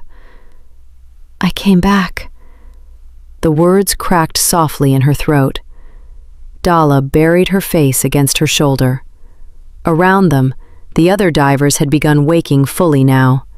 Thin girls sitting upright beneath blankets, wide, frightened eyes fixed on the northern men filling the doorway. Children too tired to understand hope yet. Raven stood silently in the center of the barracks. His gaze moved slowly across the room. The scarred hands, the hollow faces, the children sleeping beside damp stone walls. Something dark shifted beneath the stillness in his expression. Gregor appeared behind him. They leave today. His voice came quiet as winter water. Gregor swallowed hard. They belong to... No. Silence, heavy enough to stop breathing. Raven turned toward him fully then. They don't. Gregor looked at the armed northerners filling the doorway, then at Eira kneeling beside Dala. Something inside him seemed to collapse inward quietly. Not guilt, surrender. He lowered his eyes first. The island moved strangely after that, like a place waking slowly from fever. Northern sailors crossed between the barracks and harbor, carrying blankets, food, bundles of clothing. Some of the younger children cried when strangers touched them. Most only stared in exhausted silence. Eira stayed among them through all of it, speaking softly, remembering names, touching shoulders. Dala never strayed far from her side. Neither did Raven. At midday, Eira gathered the divers near the harbor cliffs where sea wind moved hard through rusted chains overhead. The cages creaked softly above the black water. Every face turned upward instinctively at the sound. Fear lived too deeply there to disappear quickly. Eira looked at them for a long moment. Then, "You can come north with us." The wind pulled dark strands of hair across her face. "Or stay here." Murmurs moved quietly through the crowd. Confusion, disbelief. Freedom sounded unfamiliar on Skar. But no one belongs to this island anymore. Silence followed. Then Dala stepped beside her first. Small, thin, shaking slightly in the wind. "I want to leave." One of the younger girls began crying quietly after that. Another stepped closer. Then another. Some remained farther back near the caves, uncertain and frightened by the idea of a world larger than Skar. Eira understood that too. Leaving could feel as terrifying as staying. Raven watched her quietly through all of it, and for the first time since the southern storm, Eira saw something in his face that looked almost like peace. She walked to the cages near dusk. This time Raven followed.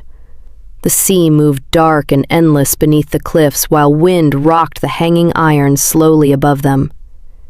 Eira stopped beneath the first cage. Rust flaked beneath her fingertips when she touched it. Once, she used to lie awake counting the screams carried through the night wind, trying to guess who would still be alive by morning. The memory settled quietly inside her chest now, no longer sharp enough to cut, just sad. Raven's hand found the small of her back, warm against the cold sea air. "Cut them down." The northern guards moved immediately. Steel bit through rusted chains one by one. The sound echoed across the cliffs. Heavy iron vanished into black water below with deep, violent splashes that rolled outward into the sea. The children flinched at first, then stared, as though they could not fully understand what they were seeing. Eira watched the final cage disappear beneath the waves, and something inside her finally loosened. Not triumph, release. The sea carried the broken iron away slowly, swallowing rust and chain and memory beneath dark water. Beside her, Raven exhaled softly. She looked up at him, and suddenly understood that this had never only been her healing. He had carried his own cages for years, invisible ones, buried beneath silence and control and fear. Now she watched something in him loosen too, like a man finally stepping out of winter. The ship left Skar at dawn. Fog curled low across the water while the island faded slowly into mist behind them. Children slept below deck wrapped in northern wool. Dala lay curled beneath heavy blankets near the hearth, breathing deeply enough for dreams at last.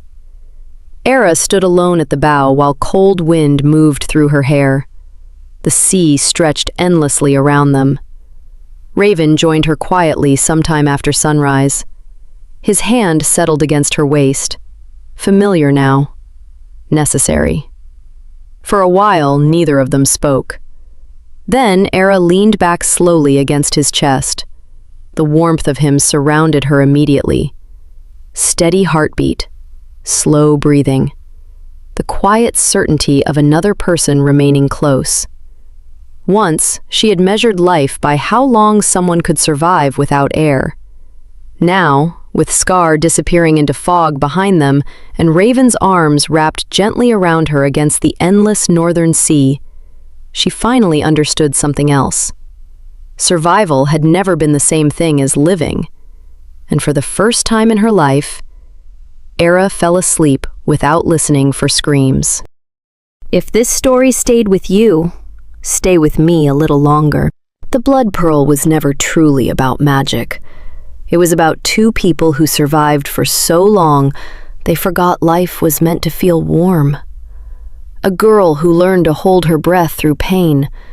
A man who spent years afraid of the darkness inside himself. Both certain they were too broken to belong anywhere beyond survival. Until the sea carried them to each other. And somewhere between storms and silence, between cold water and northern firelight, they began healing the parts of themselves they thought were already lost. Thank you for listening to The Blood Pearl. Sleep warm tonight. And remember, sometimes the people who save us are just as lost as we are when we find them.